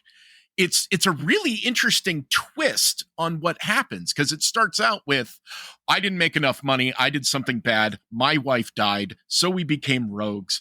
And then we got caught and we learned our lesson, and I lost my daughter, and people hoarding money is bad. It's a really interesting shift. And I wonder why the writers made that choice, other than, hey, it's a way to have, the big ending in a city and punish an evil character, getting rid of all his money. But I wonder if that was a conscious thought for that character arc, and specifically for an economic arc in the film. Yeah, in the same way, I mean, now that I'm thinking about it, I think that's a really good point, Trevor. It's also considering how much combat is in D&D. It's a fairly low combat. Those kinds of, final engagements with the big bad evil guy where everybody gets to get their licks in is one of the rare kind of moments where something that approaches humanity is being encountered. And also there's a lot of running away or, blowing up yourself out of a situation kind of moves as well. So yeah, it's a game. I mean, that's the fascinating paradox, right? It feels so D&D, and yet it's, in terms of the kind of things we often think about, it's not it completely eschews D&D. Because the characters normally in a game will try their damnedest to beat this person, and running away is so very little an option. Yeah. It's like people don't run away. You don't run away because that's some sweet ass XP, man. No, when I play, I am charging down. I am breaking down every door. I play a Cajun barbarian, and I am going through every door, axes ablazing, trying to before the rest of. I've been this close to death so many times. I play mastermind rogues. I like planning things. I'll plan the heist. You guys go do it. Y'all are messed up. Be in the background. I have a tragic past, Trevor. I am contractually obligated to tell this story because it's the best flex I've got, and someday it will be in my book on actual play. Nice. This time last year, there was a famous actual play TPK, so I got to talk to most of the famous dungeon masters about, hey, when have you experienced a total party kill, and how often? So for example, B. Dave Walters runs a lot of one shots, and many of them are deadly. TPK not extremely uncommon. And I was talking to Matt. I was kind of DMing with Matt Mercer, who tells me this story that he's told many times. 2 days later, after I finished writing the piece, I'm at my home game, and I'm looking at our janky map with whiteboard markers, and I'm looking at a bunch of orcs, and I'm thinking to myself, I think this was what Matt Mercer was describing a few days ago. And so I messaged him. I was like, we're in the same situation. And I think this is the only time that actually the Matt Mercer effect has ever actually impacted someone. So I made a choice that I probably wouldn't have otherwise, and we all died. So my first TPK came during this time of all the TPKs. So I have, because, this is when, tactically speaking, my DM really should not have given me a month to react to this. And he really shouldn't have said that we were all going back to level 1. So I was like, we are making all of us better, faster, stronger. The rest of you guys don't care, but I'm going to optimize all your builds so that no one dies ever again. So I went from being... Give me your sheets. I will min-max. D&D Beyond, really handy for that. This is not a product placement. I pay for that shit. But Twilight Cleric has a bubble where if as long as your party stays in the bubble for a minute, they can't go down because they are rolling temporary hit points at the end of every turn. So I was like, yeah, no, between that and any number of other tweaks, none of us are going down ever again. But we're also cautious. We don't run into danger. We just accept that, we have to kill things in order to get XP. And we are an XP table. Most people I know have moved to what's called milestone leveling, which is to say you're not counting points of like, oh, if I kill this thing, it's worth a couple hundred XP divided by the 6 of us that are here. No. Milestone is just, we all rise at regular intervals that the dungeon master decides. Much more humane, and yet we don't do it. The movie was absolutely a milestone. Yes. One shot. Absolutely. You escape the prison, you gain a level. Then you find the next person and you go talk to the dead, then you gain a level. And it's 100% a milestone game. And it really does show the progression and the near TPK of a party. It's fascinating on the final big bad evil person fight. And the tactics involved. It was I don't know. It's really wild to look at it as someone who is literally a professional dungeon master. I get paid to play games, I get paid by people to run games. And I've had TPKs, horrible ones. It's like, no, you really don't want to go fight that dragon above table. I'll tell them, no, this is a bad idea. They're like, no, let's go take it out. I'm like, you're 5th level. This is an ancient black dragon. Can we not? Fine. Sure. But it's like going to your story. You made the conscious decision to do something. A TPK was involved, and then you min-max and you optimize everyone's character. Trevor, sometimes you got to go full Leroy Jenkins. I know, but that's the thing. That is a story in of itself. And weirdly enough, I think the end of the movie kind of does that. Everyone screws up to the point where something tragic happens.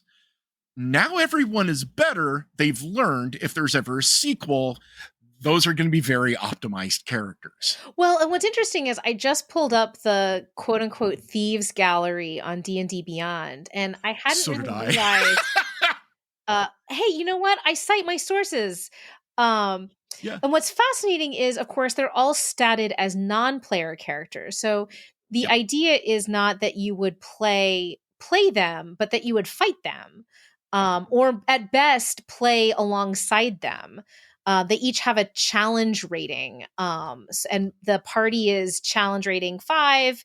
Sophina, the Red Wizard of Thay, who we see for much of the movie, is a challenge rating 15, and then Zank is a challenge rating 10. So he's like in the middle in that kind of way, which is really fascinating.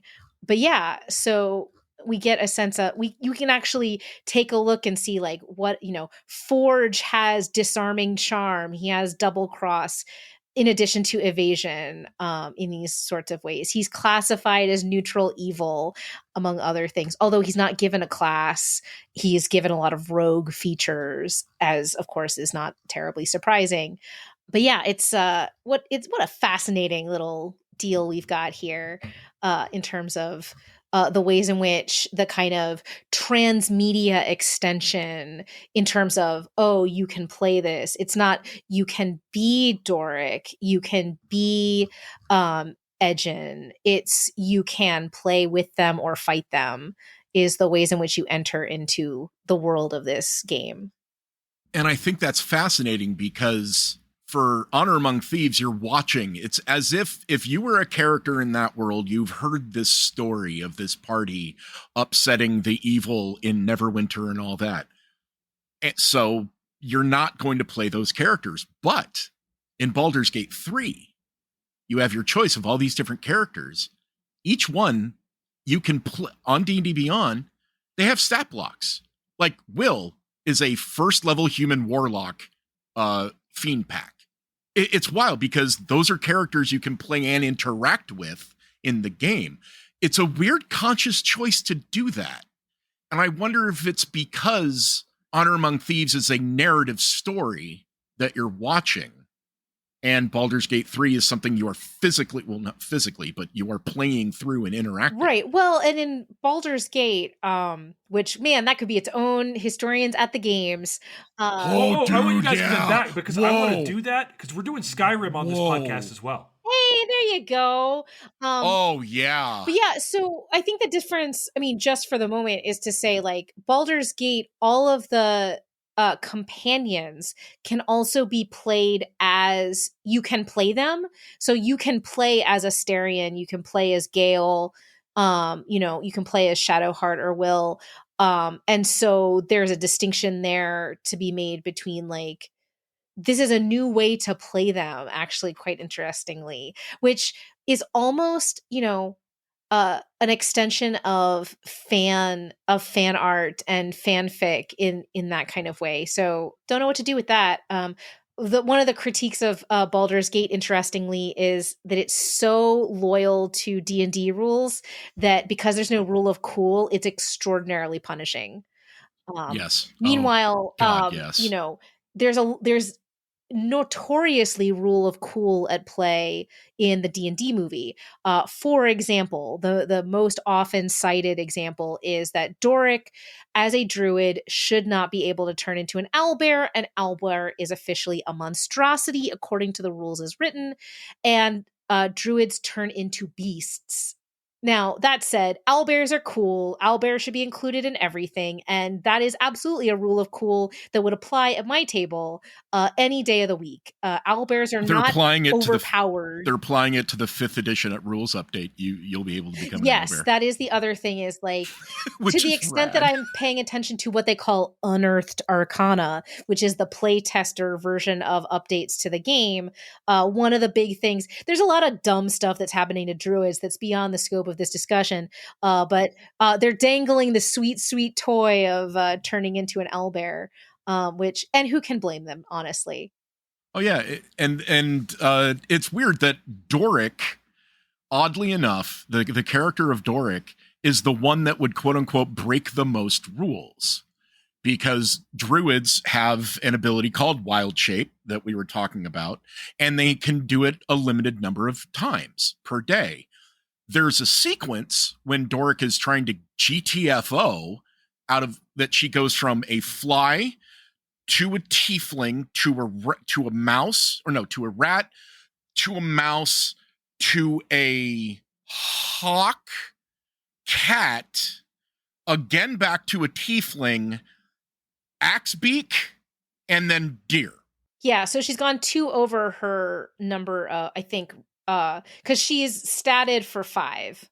She can change her shape 5 times. A player would only be able to do that if they were a 20th level druid, and they would still be a little bit locked down.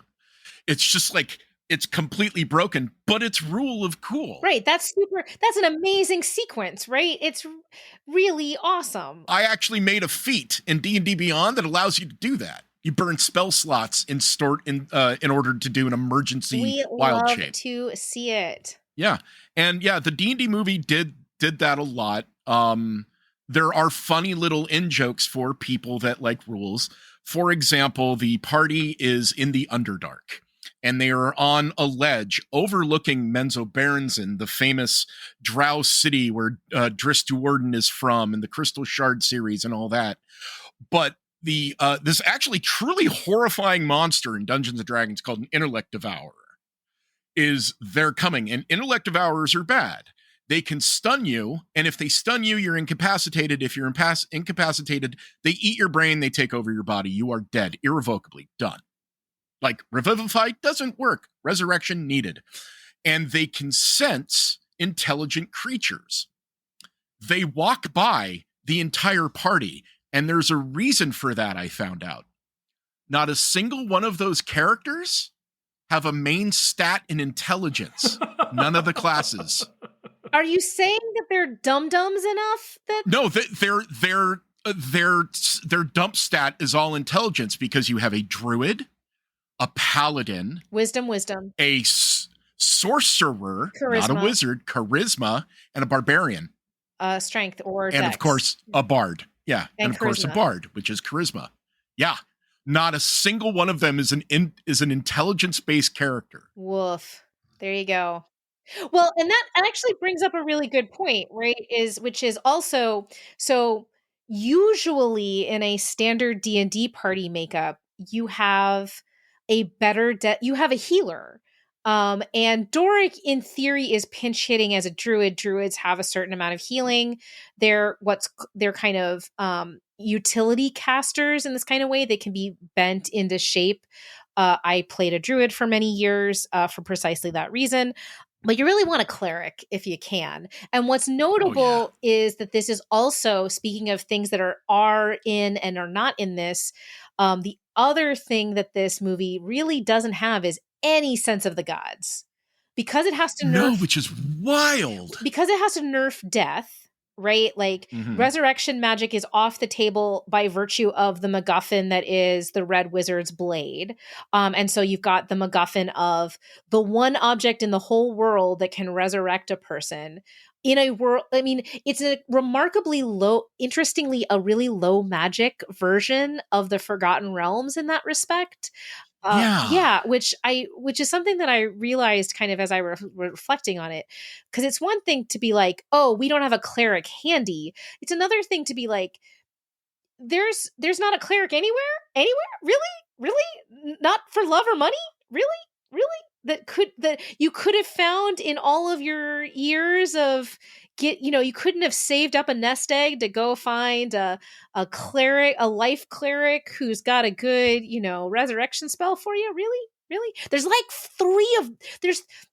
so for those who don't know, there is an immediate resurrection spell, which would have come in real handy at the end of the movie, called Revivify. You get it at level 5. If you're a cleric or a druid. It requires a rather costly diamond, but nothing completely bananas for an adventurer. It just has to be done, and it has to be cast within a minute of death, which definitely you've got diegetic time for this. It becomes a little bit more complicated to resurrect one's long dead wife, but again, not impossible, because there are more resurrection spells depending on... so resurrection is a 7th level spell, and you just have to have died within the last century and not died of old age and not be undead. As long as and the other thing is that the soul has to be free and willing, which is always a really fascinating question. Critical Role's house rules make this resurrection spell require a kind of ceremony in order to heighten the drama and the possibility that it might fail, so that death has more consequences. That's their and run around this. If you happen to know a really powerful 20th level character, they have true resurrection, which is a 9th level, the highest level possible spell. That's 200 years. Same deal about you can't have died of old age and you have to be free and willing, but it can also make a new body if the original no longer exists. All you have to do is speak the creature's name. You also have to have 25,000 gold, but again, like in, even in this, in the movie, that was very much possible.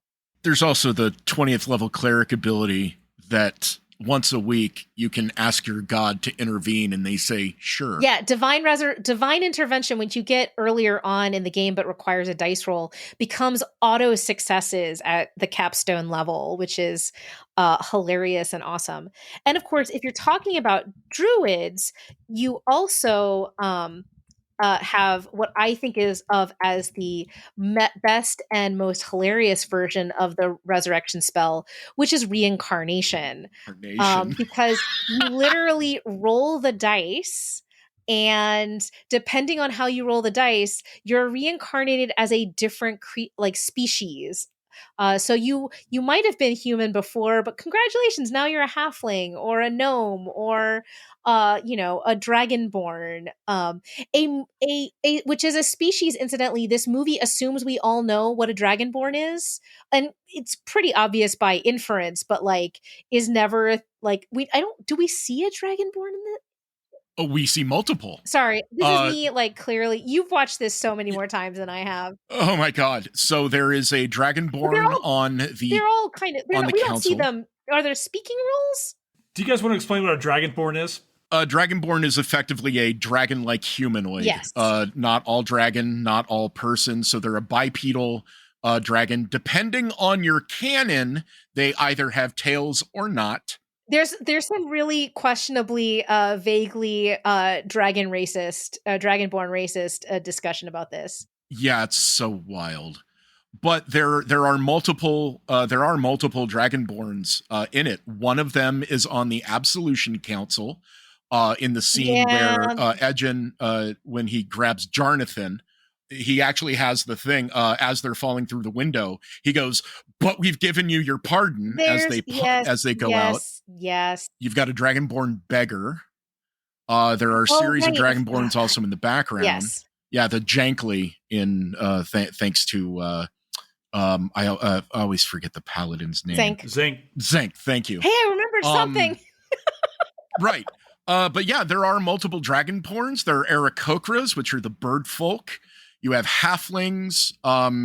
You do have a couple shots of dwarves, mainly during the maze fight. A dwarf gets eaten by a displacer beast. There's a good cross section of groups. You don't see any of the real wild ones, like elemental genasi, for example. All the ones that my DM doesn't allow in our Forgotten Realms campaign because he's not convinced as to the why of why they'd be in the Forgotten Realms, which I think is quite interesting. And I think that's also why they made that choice on the movie, because Forgotten Realms uses all of the base species, heritages, I like to call, from the player's handbook. Mm-hmm. So you won't have genasi, you won't have, all that kind of stuff, which is kind of fascinating. It's also personally fascinating to me. And again, I promise this is going to be the last time I talk about Baldur's Gate 3 before we talk about Baldur's Gate 3. But it's fascinating that both of these cultural artifacts that come out this year lean into the tiefling racism. Yes. That is actually one of the reasons why tieflings are also a species that is not allowed in my home game.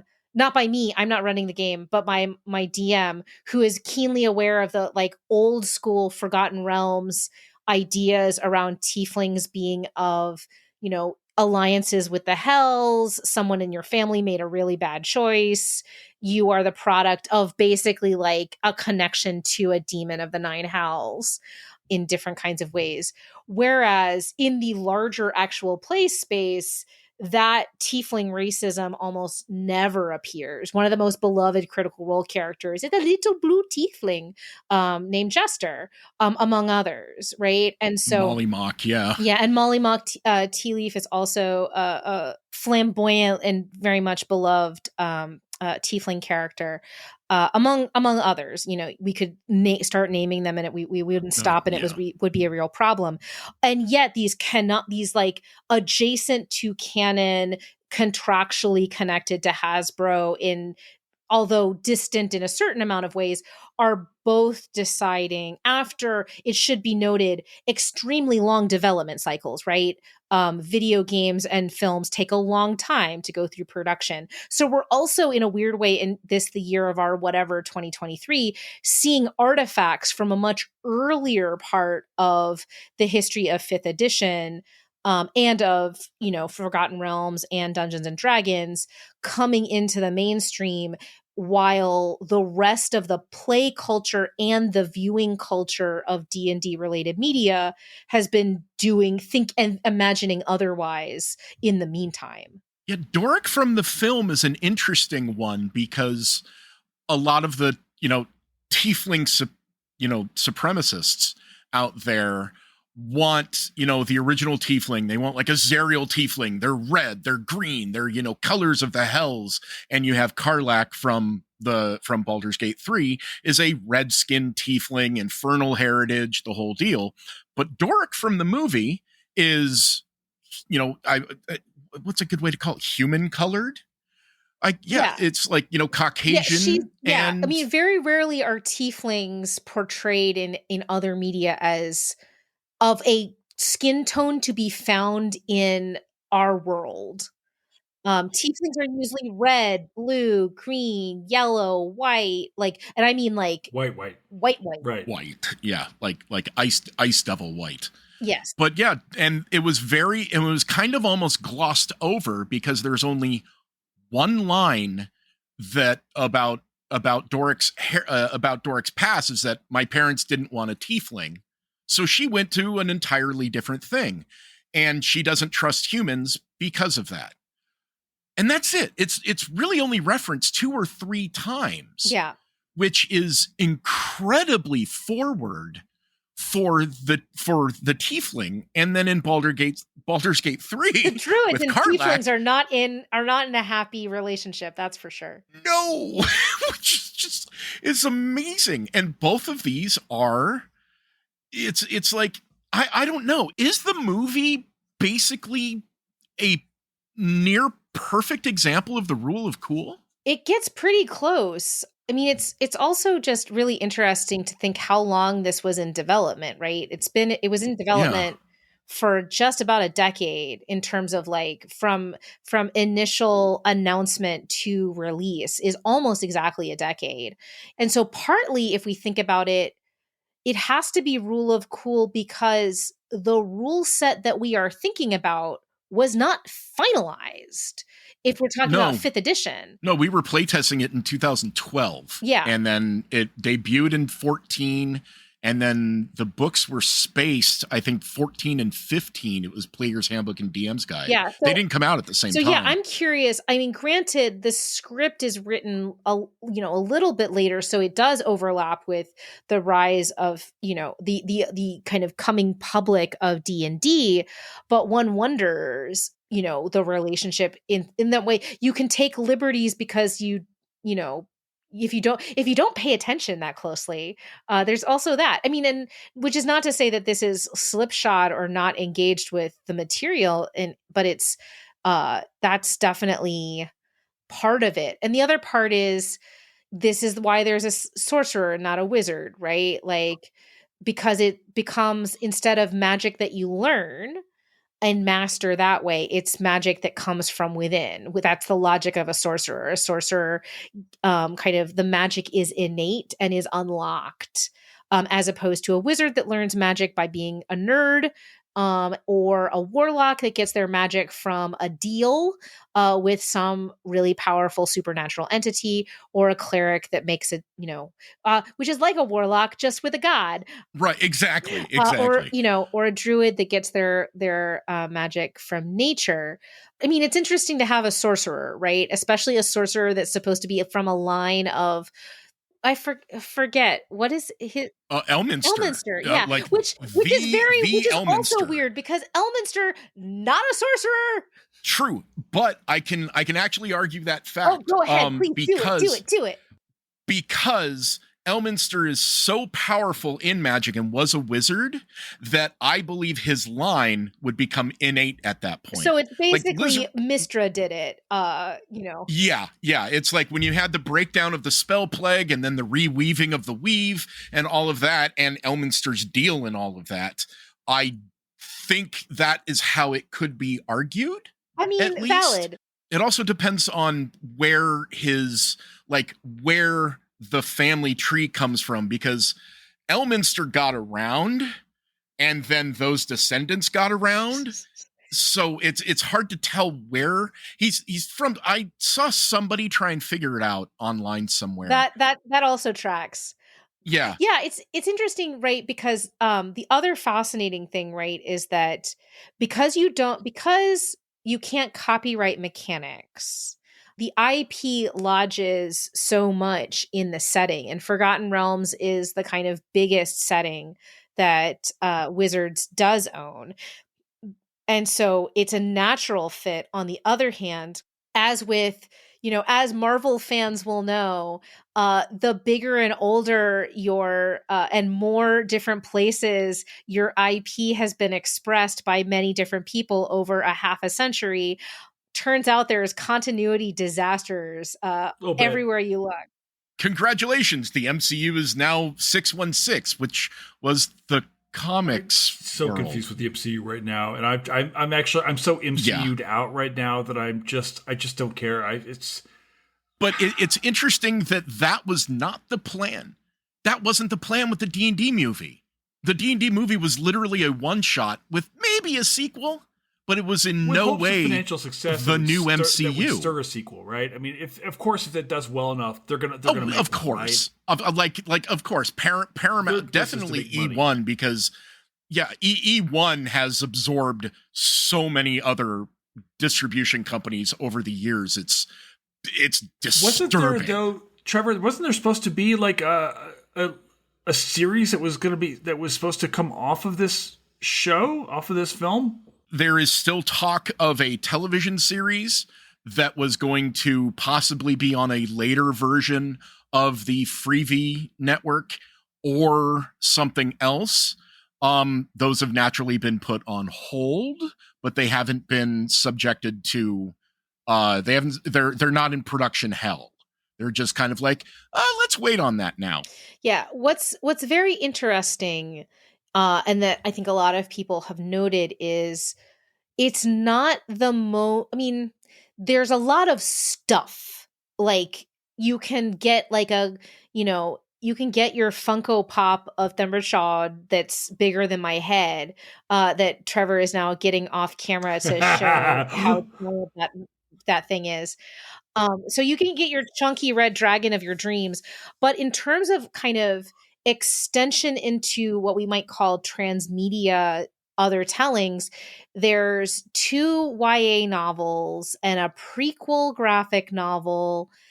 And what's interesting is while there are like released stat blocks for the main characters, and there's keys from the Golden Vault, which is like a collection of adventures, it's a surprisingly low key like press in terms of tie-ins, in terms of extended narrative and ability to kind of play in this that kind of came out of this. Yeah, they released one adventure that was kind of a prequel for it, like an actual module. Yeah. But yeah, it was interesting. I wonder why that is.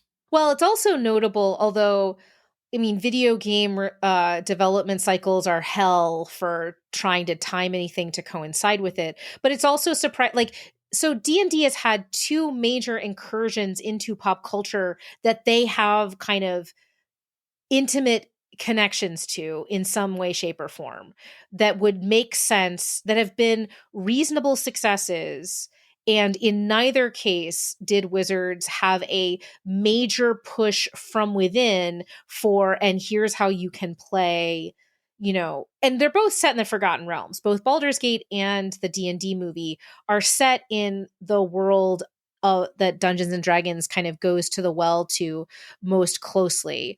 It's not, I don't know how you're not planning that years ago, even if you don't know when you can press the, pull the trigger on, say, this is when Baldur's Gate 3 is coming out. Baldur's Gate 3 was out in beta for a year? The release date of the D&D movie was known for a not insignificant amount of time.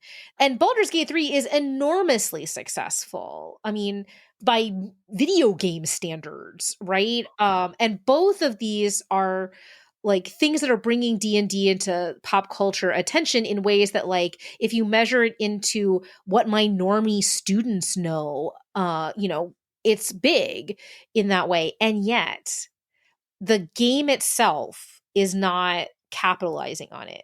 And I think that's because, again, we've been talking about this whole conversation. We're talking about a media entity so large that the left hand doesn't know what the right hand is doing. And there's not, we talk about corporate synergy.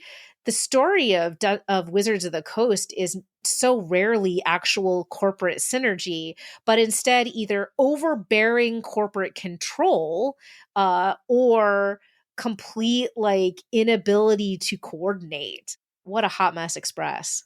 Yeah, the D&D movie was actually pushed back a number of times. It was originally supposed to be July 2021.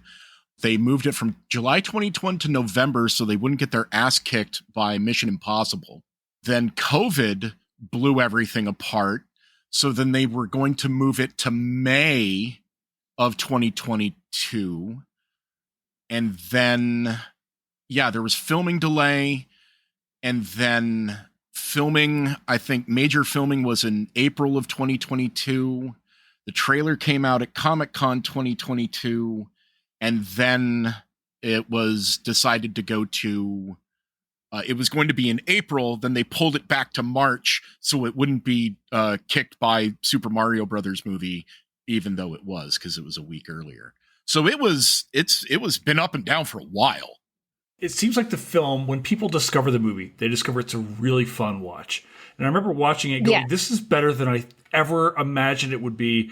When I heard it, I was like, Chris Pine is going to be, and I'm actually a Chris Pine guy, but I wasn't sold on the way the film was being marketed. I went into it with a lot of doubts, and then early word comes out that this movie's good, and it's really good for people who are not only just into D&D, but people who are just going or just liking this movie. And then I watched it and thought, I just really like watching this. It's fun. It's lighthearted. It's approachable in ways that maybe even, let's say, like the Lord of the Rings films aren't, because those are films you have to watch and really take seriously, dive into the backstories of. And like Trevor, like you're saying, like this one-shot aspect of this film, I'm in and out, and I don't have to see a sequel here. This was just a fun story. Yeah, and I think this is E1's strategy, just across the board, to the extent that they have a unified strategy, which is they're betting that mass audiences want just a kind of traditional, whatever that means, like high fantasy, kind of funny, kind of D&D content that doesn't tax the brain, doesn't really it becomes a fun little world to live in. I mean, the D&D movie is very kind of a series of fetched quests, as we've talked about. It's links on a chain. There's not a whole lot of moral complexity. It doesn't take itself seriously in the way that the 2000 movie did. Seriously. No. Yeah, absolutely. Which is all to the good, Jeremy right? Irons. Yes. Oh my God, neck acting. So much it's neck. such and good that's- scene Can we get a chewing, picture though. of Jeremy Irons' neck for the promos of this podcast? Oh no. But that's definitely Purple Worm's strategy. And what's interesting is that's also Encounter Party's strategy, is to be fast paced and moving from plot point to plot point. And they're also hoping, interestingly enough, their goal very explicitly, or at least it should say, the creative team behind Encounter Party, their goal is to try to remove parasociality, that feeling that you're watching friends at the table, from the experience of watching an actual play. That's a big bet, because literally I have talked to creators large and small across the space who have been working in the space for the last 15 years in different capacities. I have asked every single one if you can take parasociality out of the watching of people playing Dungeons and Dragons or other TTRPGs. Not a single one thought you could. No, it's impossible. Yeah. An Encounter Party doesn't do it either, it should be noted.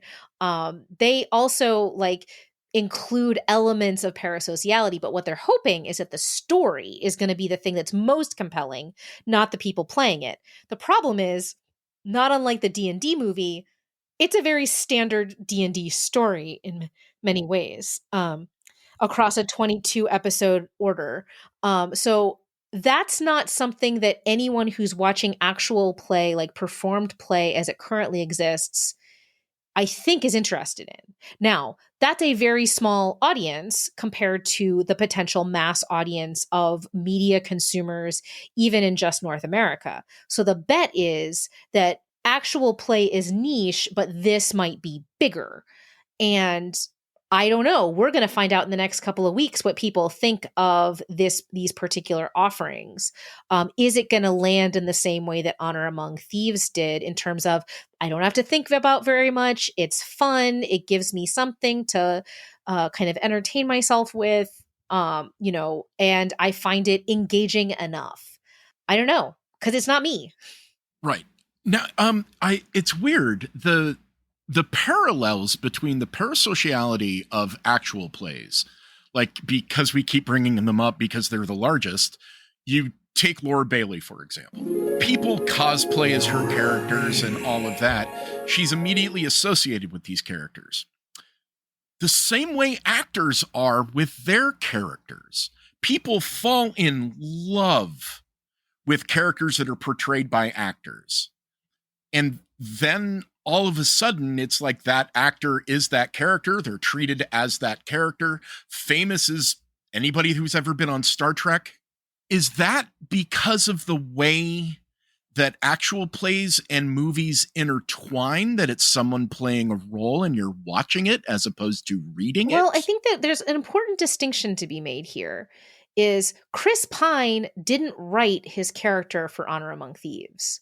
Laura Bailey wrote every character she's ever performed on Critical Role, as have all the other player performers. The appeal of actual play is you're watching a writer's room that's also basically a staged reading, and you're watching the high wire act. And while something like Honor Among Thieves has to follow a very traditional structure, right? We could break the story beats of this in terms of rising and falling action, and the heroes. We could turn this into some hero's journey bullshit. What's beautiful and exciting about actual play is that genre goes out the window, because the dice are not going to necessarily tell the story in cliched kinds of ways. You might die.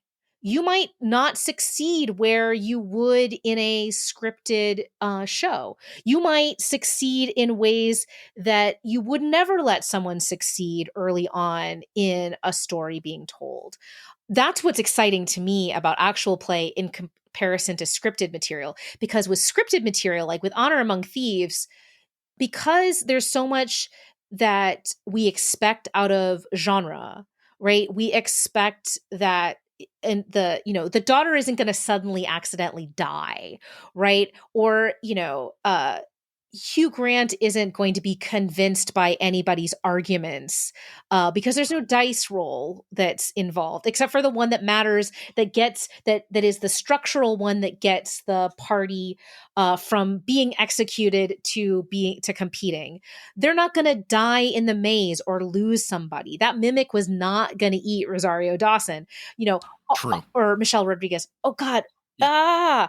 It happens. It does happen. The point is that any of those things could happen in a game, right? And so Yeah. while this Oh, is yeah. like a D&D game, it's a D&D game that has to conform to the rules of storytelling for a movie of this kind in this genre.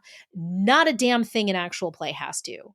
And the audience is willing to go with you when it fails to satisfy in those kinds of ways, precisely because everybody knows this is improvised and the dice are going to tell the story they're going to tell.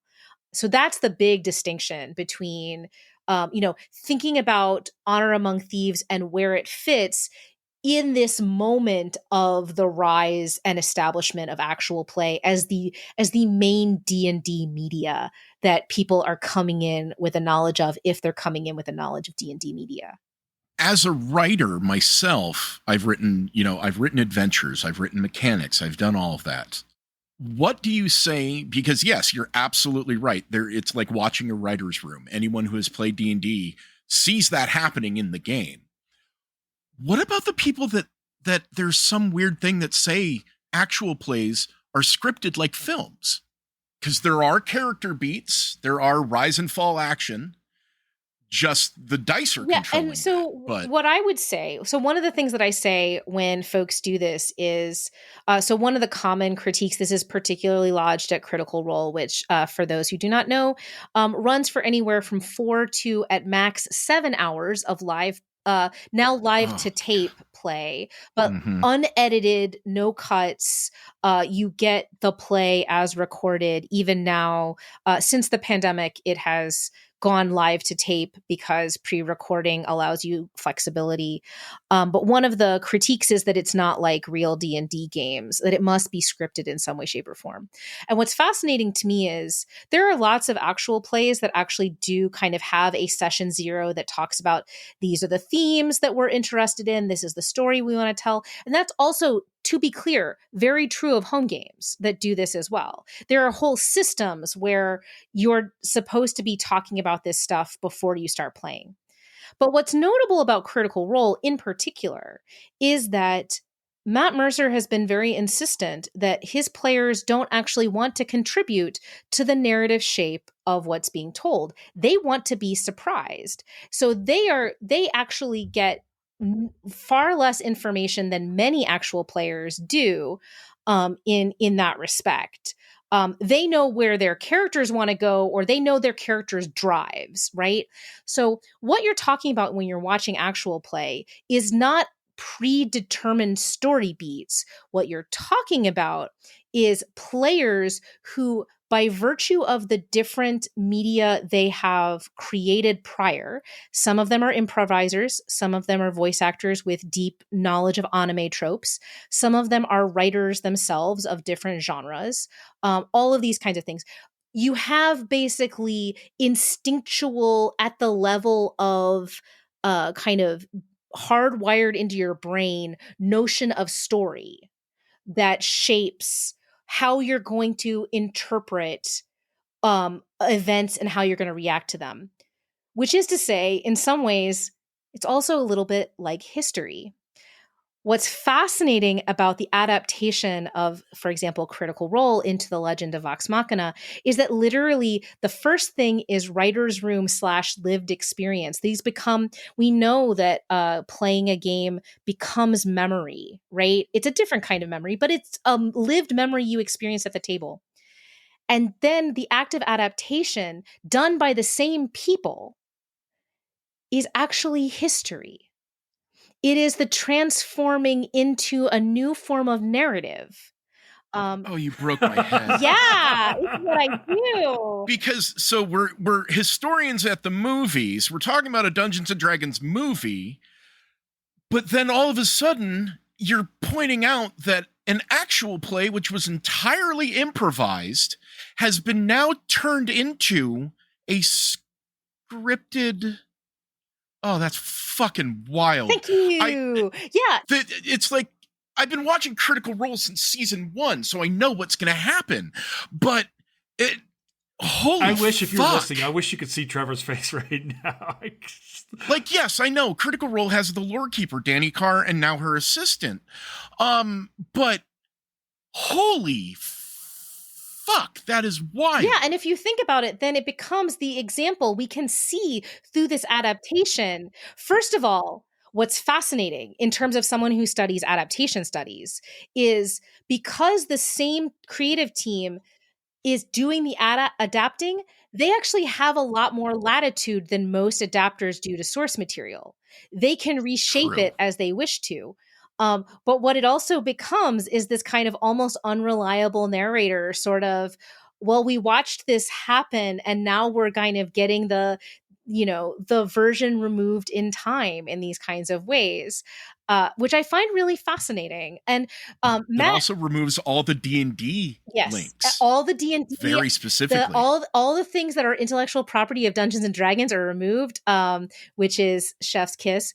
But the other fascinating thing is Matt Mercer has said many times in many places, most recently New York Comic Con and my classroom, the purpose of the game as played is he is presenting something to the audience that is his players. When they transform it into the animated series is when they think about audience beyond the table. That's wild. And that's the important thing to remember is every tabletop role-playing game has an audience. It's just a question of whether it's just at the table or other people also observing. That's weird because that's also how writing and script work works, especially in the movies. And weirdly enough, for Honor Among Thieves, it went through, I don't remember how many different writers. Joe Manganiello wrote one, and it was in all these different forms until Hasbro themselves literally went, screw it, we don't want to deal with this anymore. Paramount, help. Paramount, someone who knows what audiences visually want, took that and ran with it.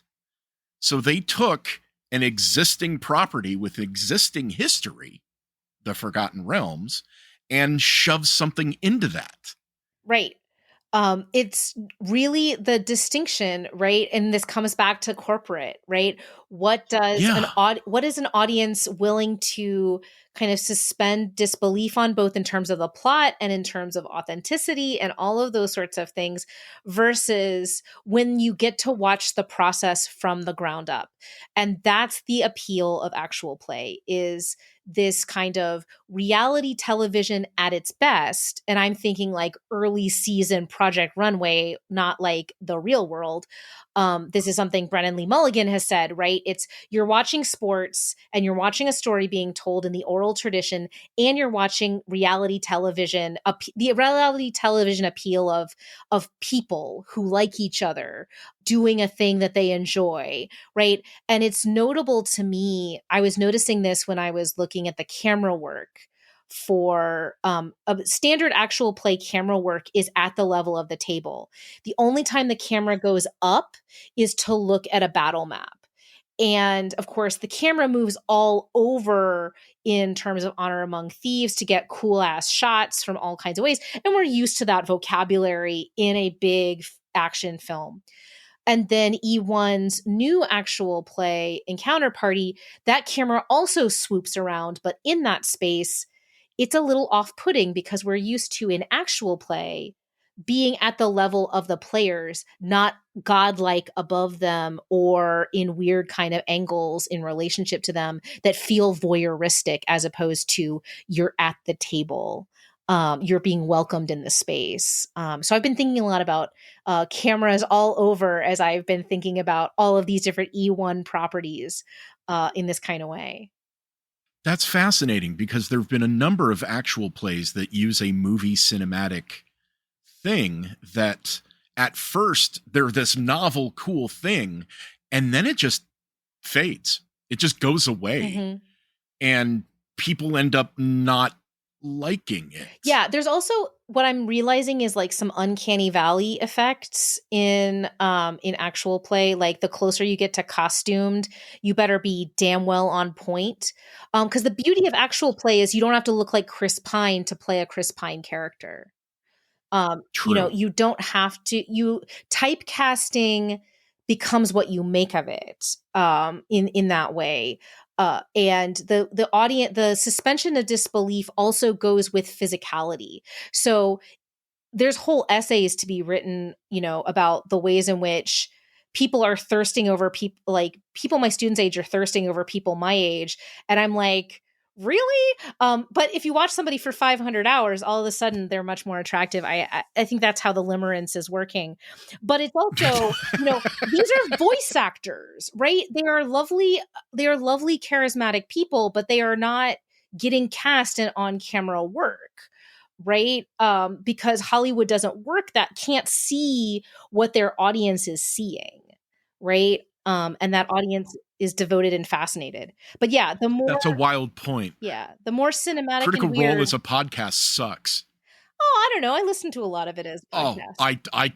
I personally can't stand it. That's a personal opinion, not a generalized No, fair one. enough. I just can't do it. I can't do it.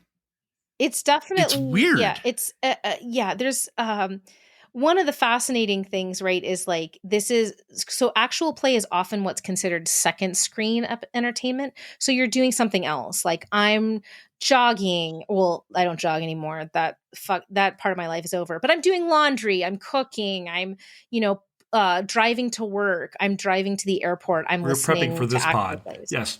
Yeah. And so even if it has a visual component, and my students report this too, even if it has a visual component, it's an intermittent.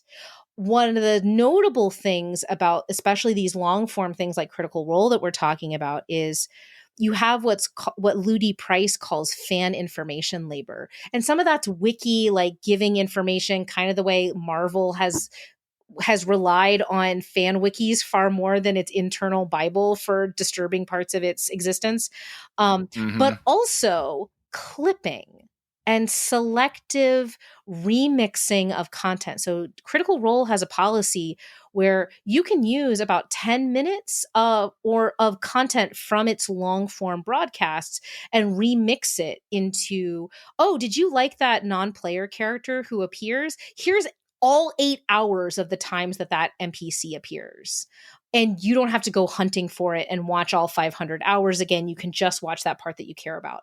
Or that moving part that I was talking about earlier, that's been isolated and you can go watch it on YouTube.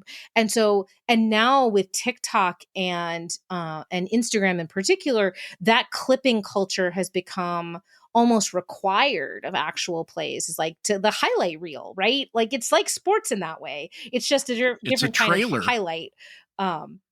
But fans were doing a movie trailer before companies were. That's a great point. Yeah, a lot of fans of Critical Role don't watch full episodes of Critical Role. Oh yeah, they read your tweets. Oh God.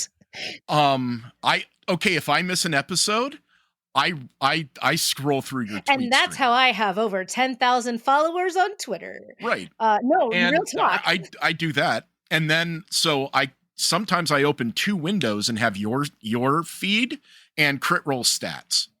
Yeah. Crit Roll stats is holding it down. So it's very funny. My brother was a professional live tweeter. He worked for the Houston Rockets almost a decade ago. And when he turned 40, he realized that was a young man's game and got a real job. I mean, he had and he'd gotten what he needed out of the Houston Rockets, which was a super fucking hot and brilliant and kind and warm wife.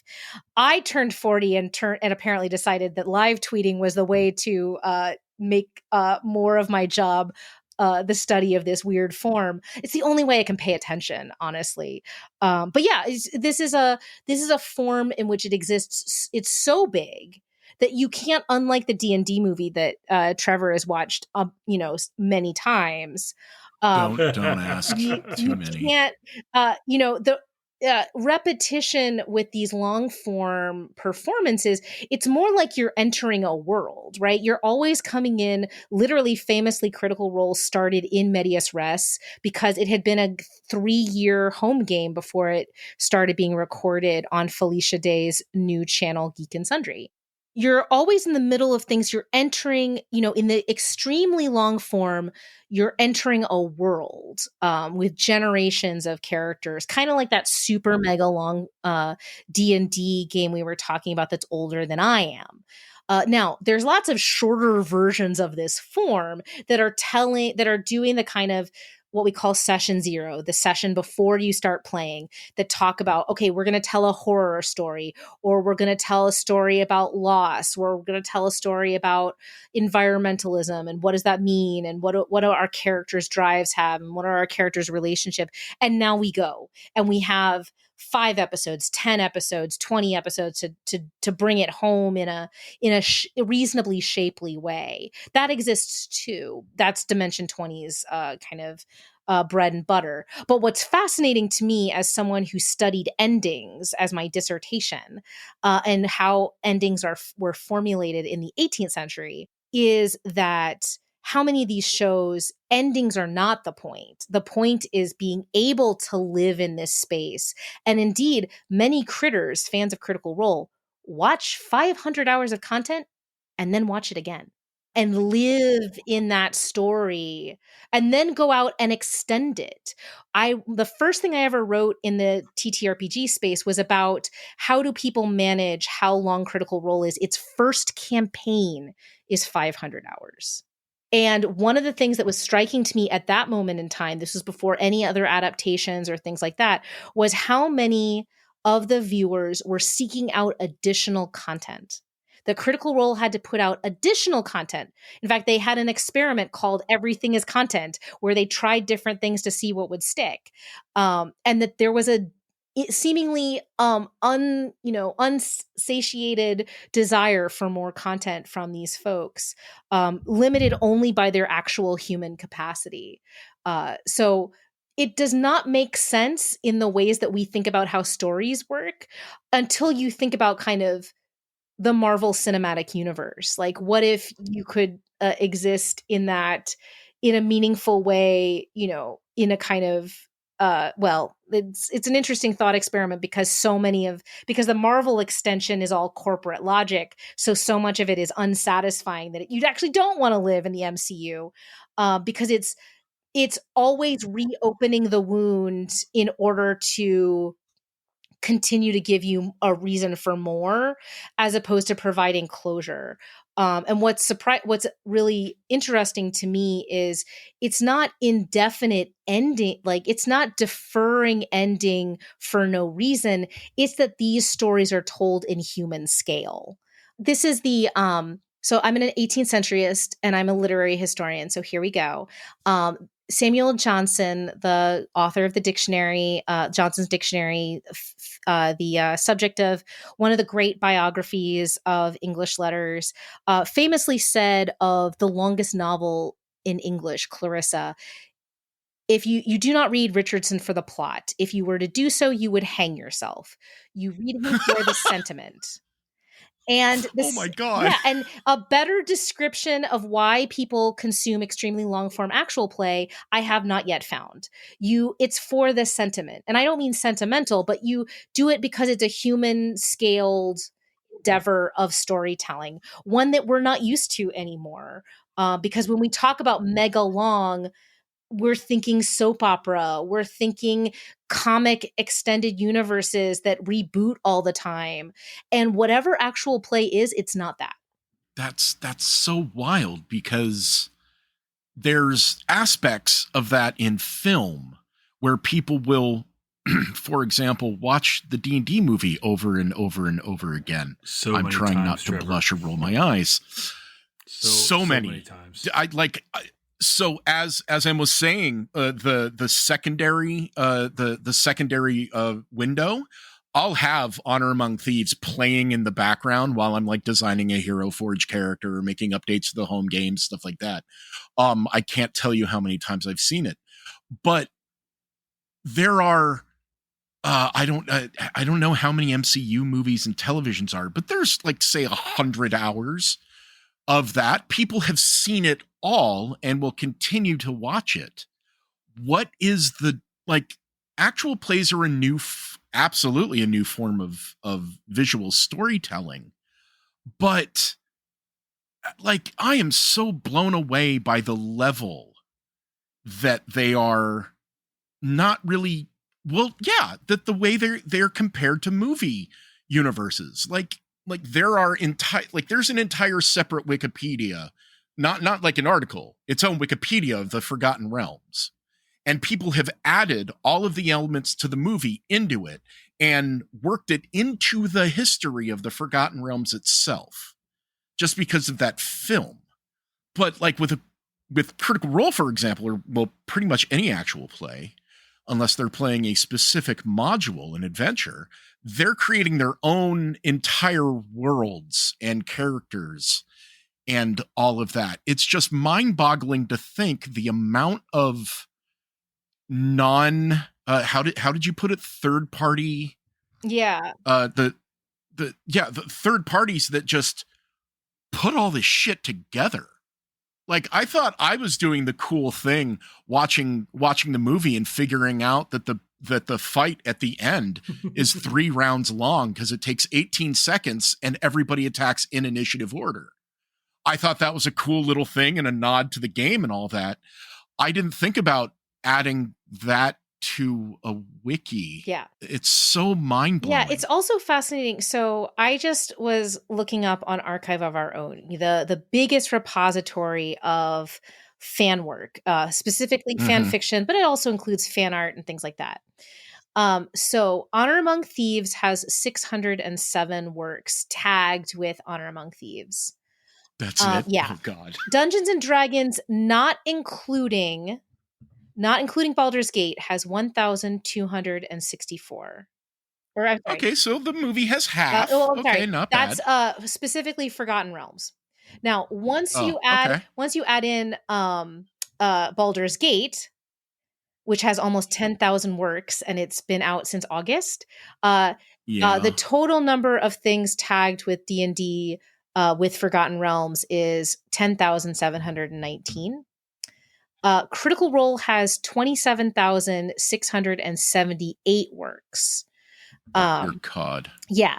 So to give you a sense of the kind of fan energy, and that I would want to parse that in a whole lot of other ways. It also, to be fair, is dwarfed by the things tagged with Marvel Cinematic Universe, which is almost 500,000 works. Jesus Christ.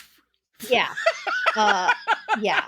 Other fascinating thing worth noting is that I have a former student, Carrie Spell, who's a digital librarian now, but she studies tag structures on Archive of Our Own, or what we call AO3.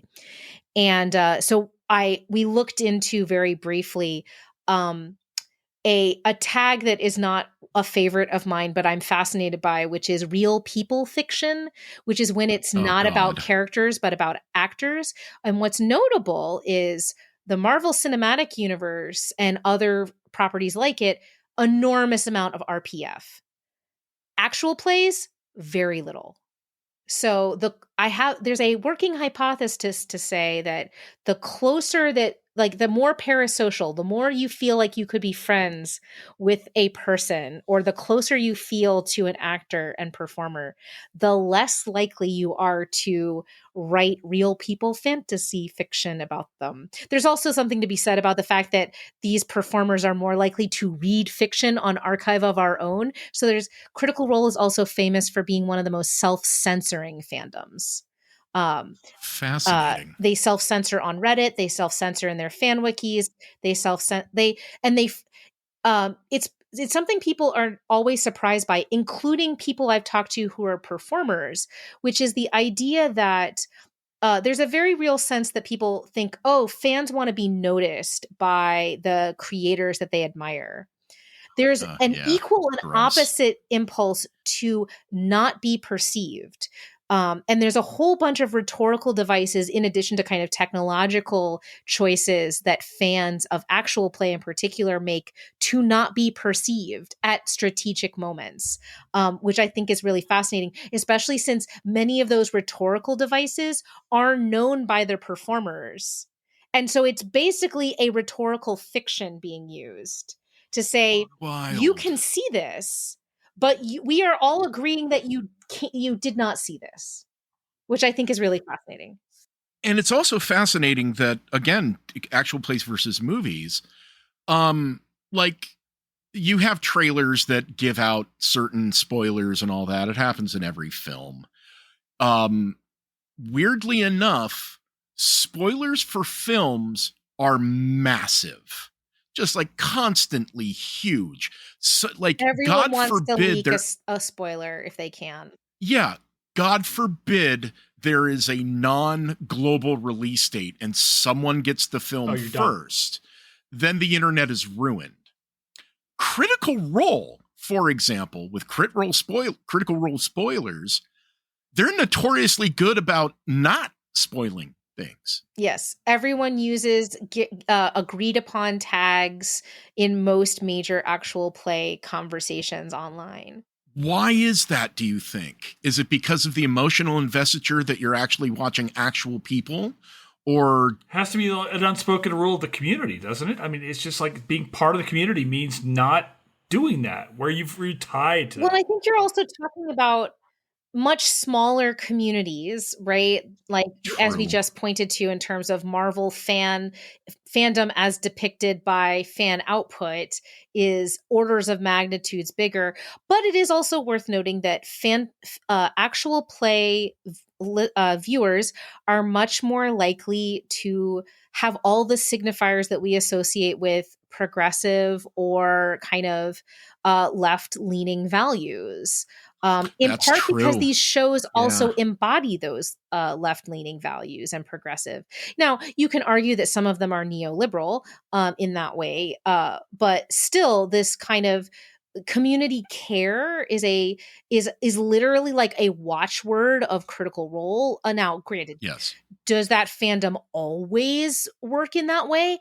No, that's a different podcast. Watch a Twitch chat, and you will absolutely still see jerks.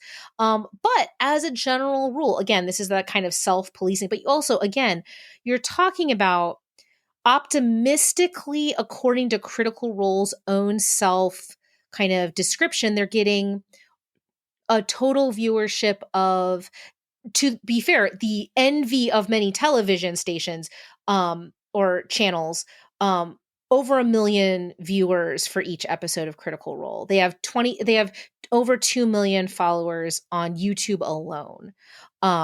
Their live viewership is somewhere in the order of roughly 50,000 people watching live from 7 o'clock Pacific until midnight on Thursdays. Not the most optimal time. So that's the other reason why spoilers are so kind of sacrosanct in these kinds of things that air live or near live, is that it's impossible for them to come out in a time where all of the fan time zones align. And so there's the sense that there are people who are able to watch live. There are people who watch the European rebroadcast, the one that's timed for, you got up on Friday morning in Europe. And then if you're not a subscriber on Twitch, you're waiting until Monday to watch it when it comes on YouTube. And that's true. I mean, there's a variation of that's true for most other actual plays in terms of, that not everyone is going to watch at the same time. Many people are, and so there's going to be a conversation, but that there's a kind of trailing edge of people catching up and all those sorts of things that can take a not insignificant amount of time. To give you a sense, Critical Role has a much shorter actual play that called Candela Obscura. Critical Role is big enough to have its own game systems that it's designing with its company Darrington Press. And so they've been kind of doing a soft launch before the book releases next week by having these like 3-episode like little vignettes with guest stars and things like that to tell these like stories of cosmic horror and fighting against the darkness and etc. Last week's episode was extraordinarily good. It was sick, but it was also 6.5 hours long. So even the people who started watching it, probably very few of them actually finished watching it that night. So it became extremely important to avoid spoilers. But yeah, so there's that kind of sense of community care that's built into the ethos of actual play, just kind of across the board, and that there are very few, if any, folks in actual play who are willing to publicly kind of counter that, either because they don't want to be alienated from the sources of power, such as they are, or interesting. There's or for other kinds of reasons. I can think of one person who's like a professional troll, and I won't say their name, by virtue of not giving them more airspace. But they're the one person who's like trying for a heel turn in this kind of kayfabe.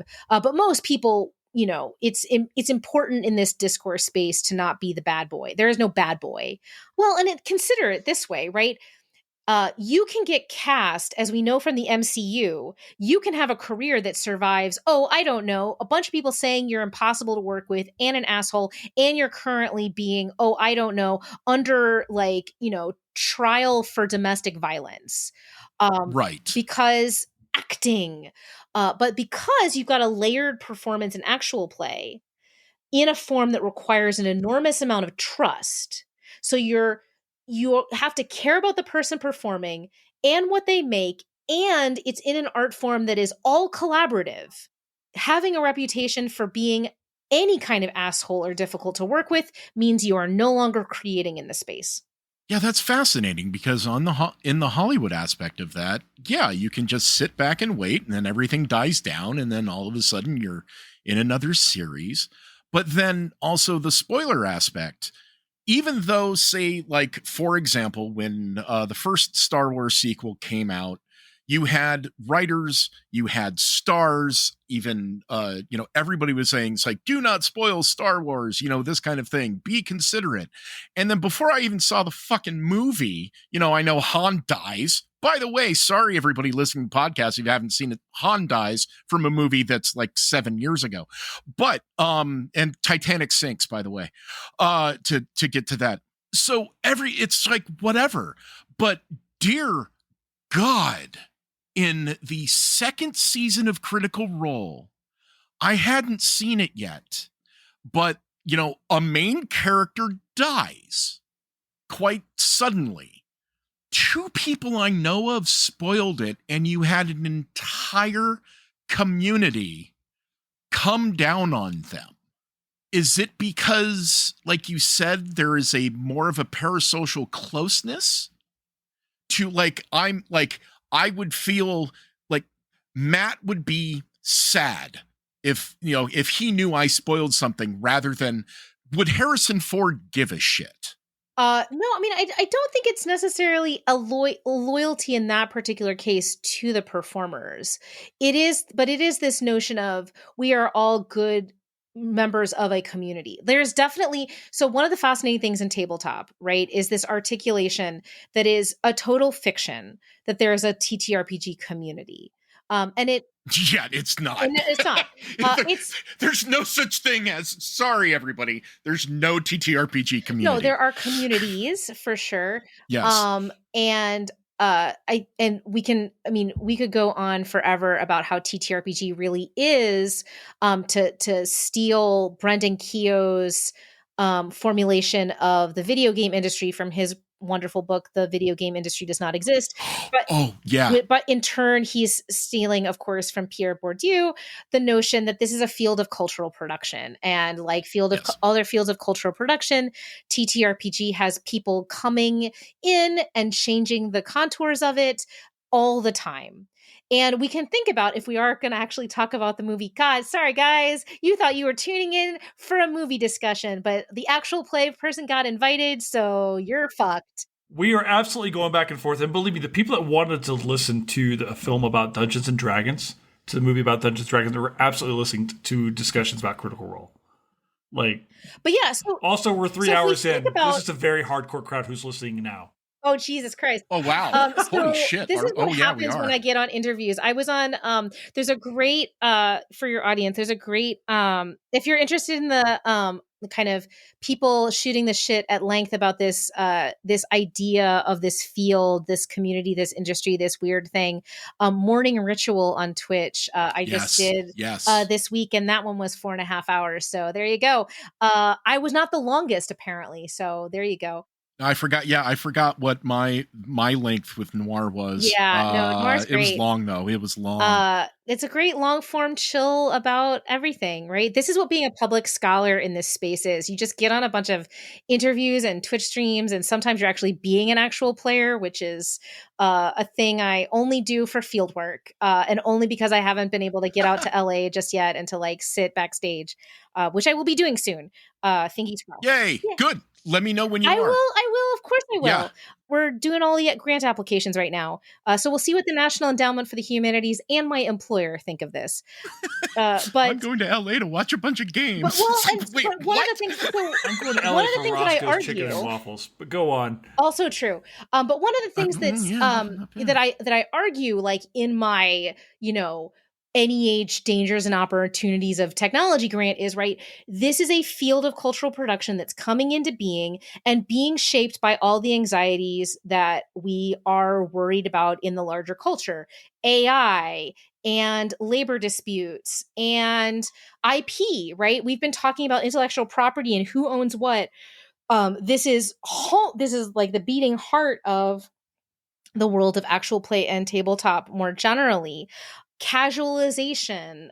In fact, this is why I'm fascinated by actual play, is because, it's not like academia, but it rhymes. One of the first things I said to Matt Mercer over Twitter DM, after he said nice things about my work out of the clear ass blue sky, was, I think you and I have the same problem, which is we are talking to and engaging with young people in our chosen profession who want to do what we did, and that path is no longer there, if ever it was. And so all we can do is support the people coming up behind us as best we can in a hellscape.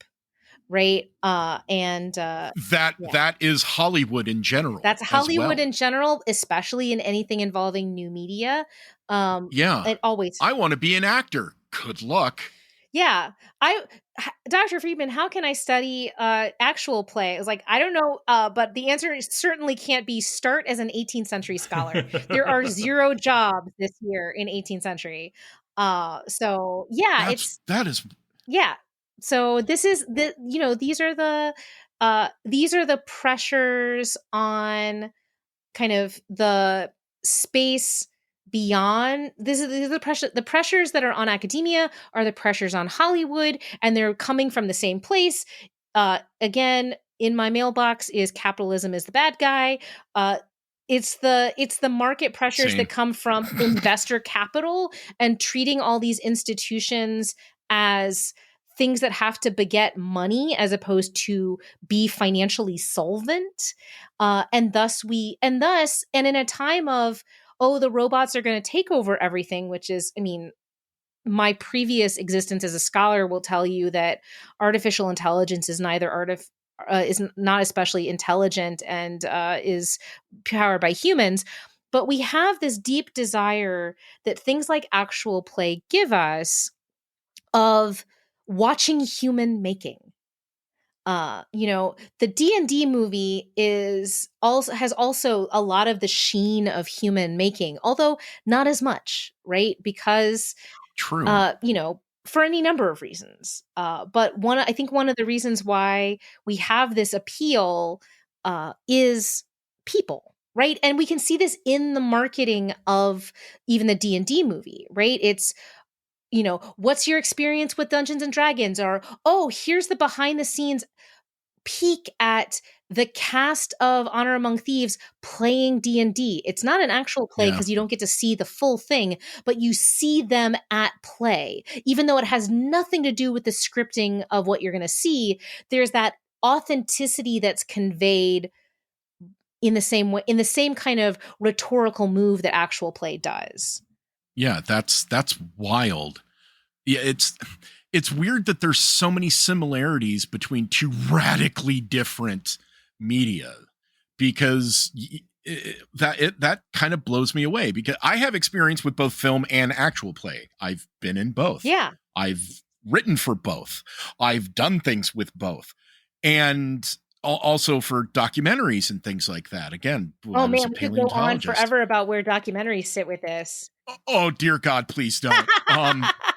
But because, and it's weird, you were talking about reality TV earlier. The funny thing is, and this is an interesting thing about why I think actual plays, both actual plays and film, are having a renaissance. Well, actual plays just because they're a new media, and film is having a renaissance because reality TV is scripted. Yep. Yes, absolutely. Yep. It's recut. I feel I can't watch it. It's edited. It is. Yeah, and that's the poorly thing. Scripted. I think it reached burnt out potential, because now we're looking at two different things of, okay, if we want to see something scripted, if I want to see scripted D&D, I am going to either specifically find a scripted actual play, which does exist on occasion. It's more like we're just playing characters and narrating something that has already occurred in a game, or the D&D movie. But if I want to watch people play the game with realism that's not scripted, I'll watch an actual play. And the moment you said reality TV, in my head, it's like, because I've been on documentaries that have been re-edited. Yeah. And things like, can you do that take again? I'm like, no, because I just found the mammoth bone. What are you talking about? Can you find the mammoth bone again? Yeah. Right? Yeah. Right. It's no, I'm already measuring it. And it's that's fascinating how one entire sort of media has caused, at least there has to be some kind of causal shift back to fiction, or back to scripts, and back to actual reality. Right. Because actual plays are not a small media anymore. It's because it doesn't mean just actual playing a role-playing game. There's an entire segment of people playing video games. It's like someone actually doing something. I would say just in case, like, just to use the distinguish, like, the terms as distinguished by people like me who have to make those distinctions. I think you're right, Trevor, that they're totally connected, right? That what we call let's plays, which are people streaming on Twitch, playing. How am I going to know all the different plot lines of Baldur's Gate? I don't have time to play this game 5 million times. I'm going to watch everybody else do it. It's like real civil engineer playing Timberborn. Yeah. That kind of thing.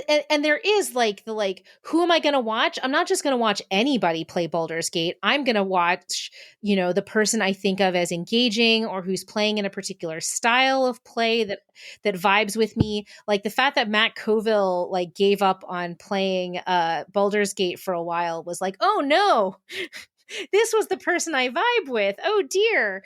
I watch Tanya Cypher, Cypher of Tyr. Tanya DePass, I watch her Baldur's Gate. A major Tanya DePass figure in this world. Awesome. Oh, she's amazing. I watch her Baldur's Gate stream. Yes, I need to catch up on hers, because she's doing a very interesting Asterion run. And it's important that actual plays exist on multiple platforms, but many of them exist on Twitch, which is originally the home of these let's plays of video game streaming. And indeed, there's a lot of overlap, both in terms of who's doing it, because one really good way of doing additional content on your channel is to add an actual play into the mix, or vice versa, right? If you're an actual player, to add some TTRPG thematically appropriate, like Baldur's Gate or something along those lines, sort of. These are all overlapping, often in terms of who's creating, right? We were talking about portfolio careers. And that's one of the ways in which this is a kind of portfolio world, is that this playing of games that have branched narratives that do have a fairly Baldur's Gate is a massive, but it's not infinite. Actual play is infinite.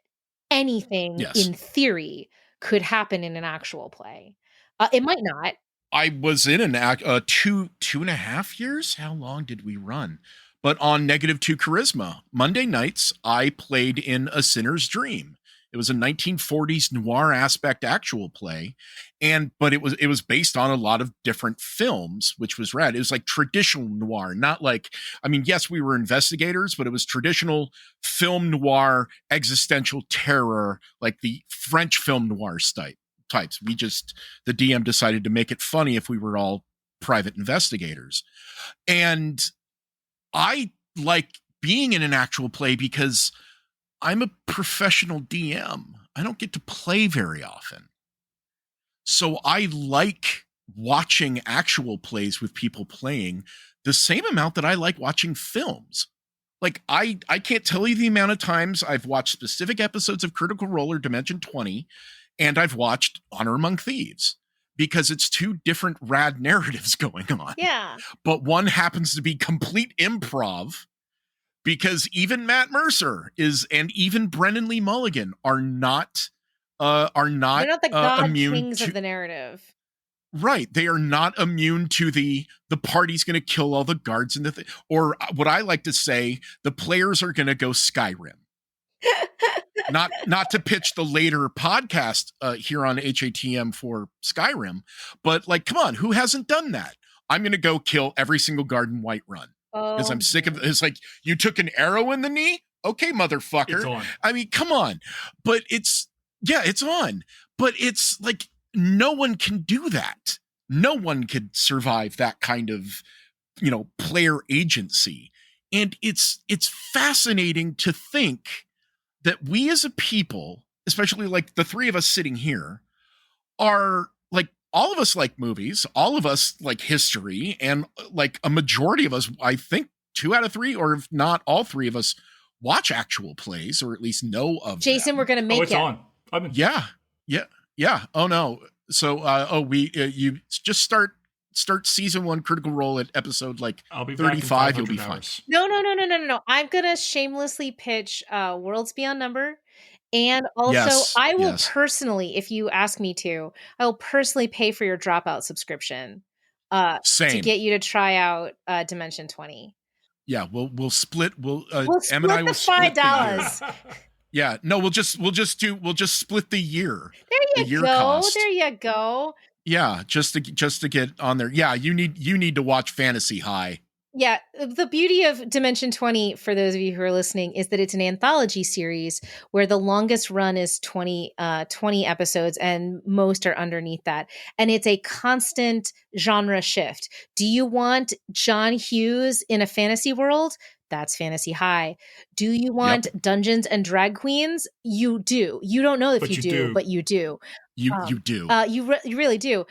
Do you want whatever the hell is happening right now, which is Watership Down meets redacted in a kind of beautiful amalgamation that is the Scholastic book fair when you were a kid, the kind of transition between childhood animal stories and grown-up animal stories, like Animal Farm. Then you want Burroughs End, which is airing right now. And if you want a N.K. Jemisin New York fantasy New York that includes Stephen Sondheim with dual wielding swords, you want the Unsleeping City. Yeah, it's amazing. We are shamelessly plugging in this house. And not just because I'm literally, the other thing that I'm doing when I'm not writing a book on the history of actual play is I'm working with a team of 11 of my colleagues to write a book for the University of Iowa Press on the first 20 seasons and 5 years of Dimension 20. Just a quick question, but when are we doing Watership Down on this pod? I'm fucked up podcast. I can't. I am very well versed in Watership Down. Right. We'll start plans on that one. And conversely as well, if you ever want to do anything Winnie the Pooh related, I'm also very well versed in A.A. Milne. This pod is terrible. This pod has become the exact example of the contingency of a game of Dungeons and Dragons. And never ask me for one on either Mark Twain or Orson Welles, because I will just keep going. I have a lot of history bullshit in the back of my head, okay? I'm not just a role player. All right, well, let me ask you this. I'm a real boy. You guys have clearly answered my traditional penultimate question, which is talking about the importance of talking about or learning about Dungeons & Dragons. We've been hitting all these different ideas tonight. Let me bring this back to the final question here on the film itself. Ooh. Is it Coke or Pepsi? Oh, okay. Oh, shit, we forgot to talk Dr. about Pepper. that. Oh, that's the Texas in you, Emily. Damn right. Also, everything is Coke. Everything is Coke. Absolutely. Trevor, are you Coke or Pepsi? This is not the final question, but This is the first question that we missed. I know, right? I am Dr. Pepper. We can accept it. We can accept Team Dr. Pepper. I grew up in the land of Crystal Pepsi and New Coke, and it turned me off. New Coke is not a land, Coke it's time period. Yeah, Coke today does not taste like the Coke of my childhood. Even Mexican, what they call Mexican Coke, which is cane sugar Coke, doesn't taste like the Coke of my childhood. So I avoid it. However, weirdly enough, Dr. Pepper and 7-Up and root beer have all stayed the same, which is fucking weird. But yeah, no, when push comes to shove, Dr. Pepper, like to the point I have Dr. Pepper gum, Dr. Pepper Tic Tacs. I cannot. Dr. Pepper it's is my Dr. Pepper. acceptable. If I go to a Mexican restaurant and they only serve Pepsi, I'll go to Dr. Pepper. You know, there you go. I'll order a margarita. Yeah, that's better. All right, here's our question: is Dungeons and Dragons a history movie? I would say yes, in the way of the historical aspects of the game world of the Forgotten Realms, and that it is adding to the lore of the Forgotten Realms to the point of canon. Yes. And I would say yes, but almost for the exact opposite reason, which is that it is an artifact of a earlier part of the Dungeons and Dragons period of creation, that it kind of almost, as we've been talking about, kind of crystallizes in amber some of the early 5th edition, almost pre-5th edition kinds of ways of thinking about what a Dungeons and Dragons story is. And in that way, it feels like a historical artifact to me, in the context of this larger world of actual play that we've been talking about that tells very different kinds of stories with D&D now. Oh, I like that. I like that answer. Yay! I'm winning. This is a cooperative game, and yet there can be a winner, and that winner is me. Yes. Well, because you're right. Because when it comes to this isn't just 5th edition. You have aspects of all editions in this single film that, like, it is the gestalt of D&D. Thembershad is not a 5th edition dragon. Menzoberranzan, not a 5th edition. I mean, yes, they're in 5th edition, but this is shit that's harkening back to, like, 2nd. Like, this is like 1989 level stuff. Yeah, and yeah, no, I think you're right, because I'm focusing on the film as a narrative, that it's the history of the Forgotten Realms. It totally is. It has all these historical aspects of a fictional world. But you're dead on that it is literally the history of D&D, of where it's at now. It's the culmination. But I think we can both be right? Because you're within the world, like you're within the narrative, and I'm very I'm always outside the narrative. I'm always thinking about making. That's the particular kind of cultural historian that I am, and book historian that I am. So I'm the world builder and you're the one that writes about the world? Yeah, a little bit. I mean, I think that that's wild. Or rather writes about how the world got built. I don't know. The historian about historians, something along those lines. That works. However meta we can get. That's rad. All right, guys. Where can people find you guys online? I own the means of production at EC Friedman, Friede. Oh, no. I can't even spell my own name. FRIEDMAN.com. I'm like, that's not right. Wait, Yeah, no, say that again because yes. I laughed too hard and peaked. Okay. ECFRIEDMAN.com. I own. You can find me at the German word for peace. That's the first part of my last name, FRIEDE, on Twitter and on Blue Sky, because we don't dead name people, but we dead name evil corporations. And you can find me on YouTube doing recaps in my tabletop office hours of my classes on tabletop role-playing games, actual play, and games more generally at Critical Prof. It's also where you can find me on Instagram. I'm mainly, if you just go to tattoosandbones.com, you'll find everything. That's my moniker on every single social media there is, because prior to shifting fully into my 40-year love of tabletop role-playing games, I was a paleontologist and I have tattoos. Yay! Therefore, tattoos and bones. But yeah, you can find me on the hellscape that is Twitter at tattoos and bones. I am on Blue Sky at tattoosandbones.com. I think there's a Mastodon account. I save my name everywhere. Kinda on Mastodon, but you know, I'm moving more and more to Blue Sky. It's so much fun. I like it a lot. But yeah, there's an Instagram account that I haven't really used in over a year. I think the last post was my birthday last year.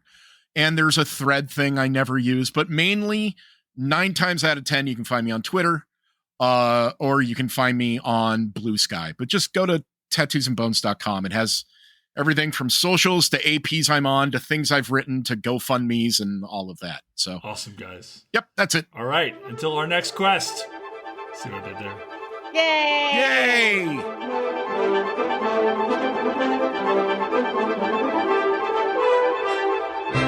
And that's a wrap here at Historians of the Movies podcast. Thank you so very much to Emily Friedman and Trevor Valle for being part of our conversation today.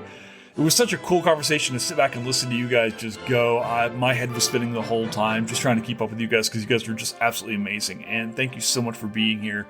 Thank you, of course, to our producer, Fletcher Powell, for being here and continuing to produce this pod. And most of all, thank you for you guys for being part of this happy narrative, to being this band of people who was alongside the ride here for Historians of the Movies. We've got a slew of films and podcasts already lined up for you in 2024, so we are really excited that you're coming back. Thank you for continuing to share, to post this on social media, to review this on both Spotify and Apple Podcasts. All of these things help us to grow Historians of the Movies podcast. So thank you so very much. We have so many more things waiting for you in 2024. I can't even announce it yet, but there's a whole lot of stuff coming. So thanks for being here, guys.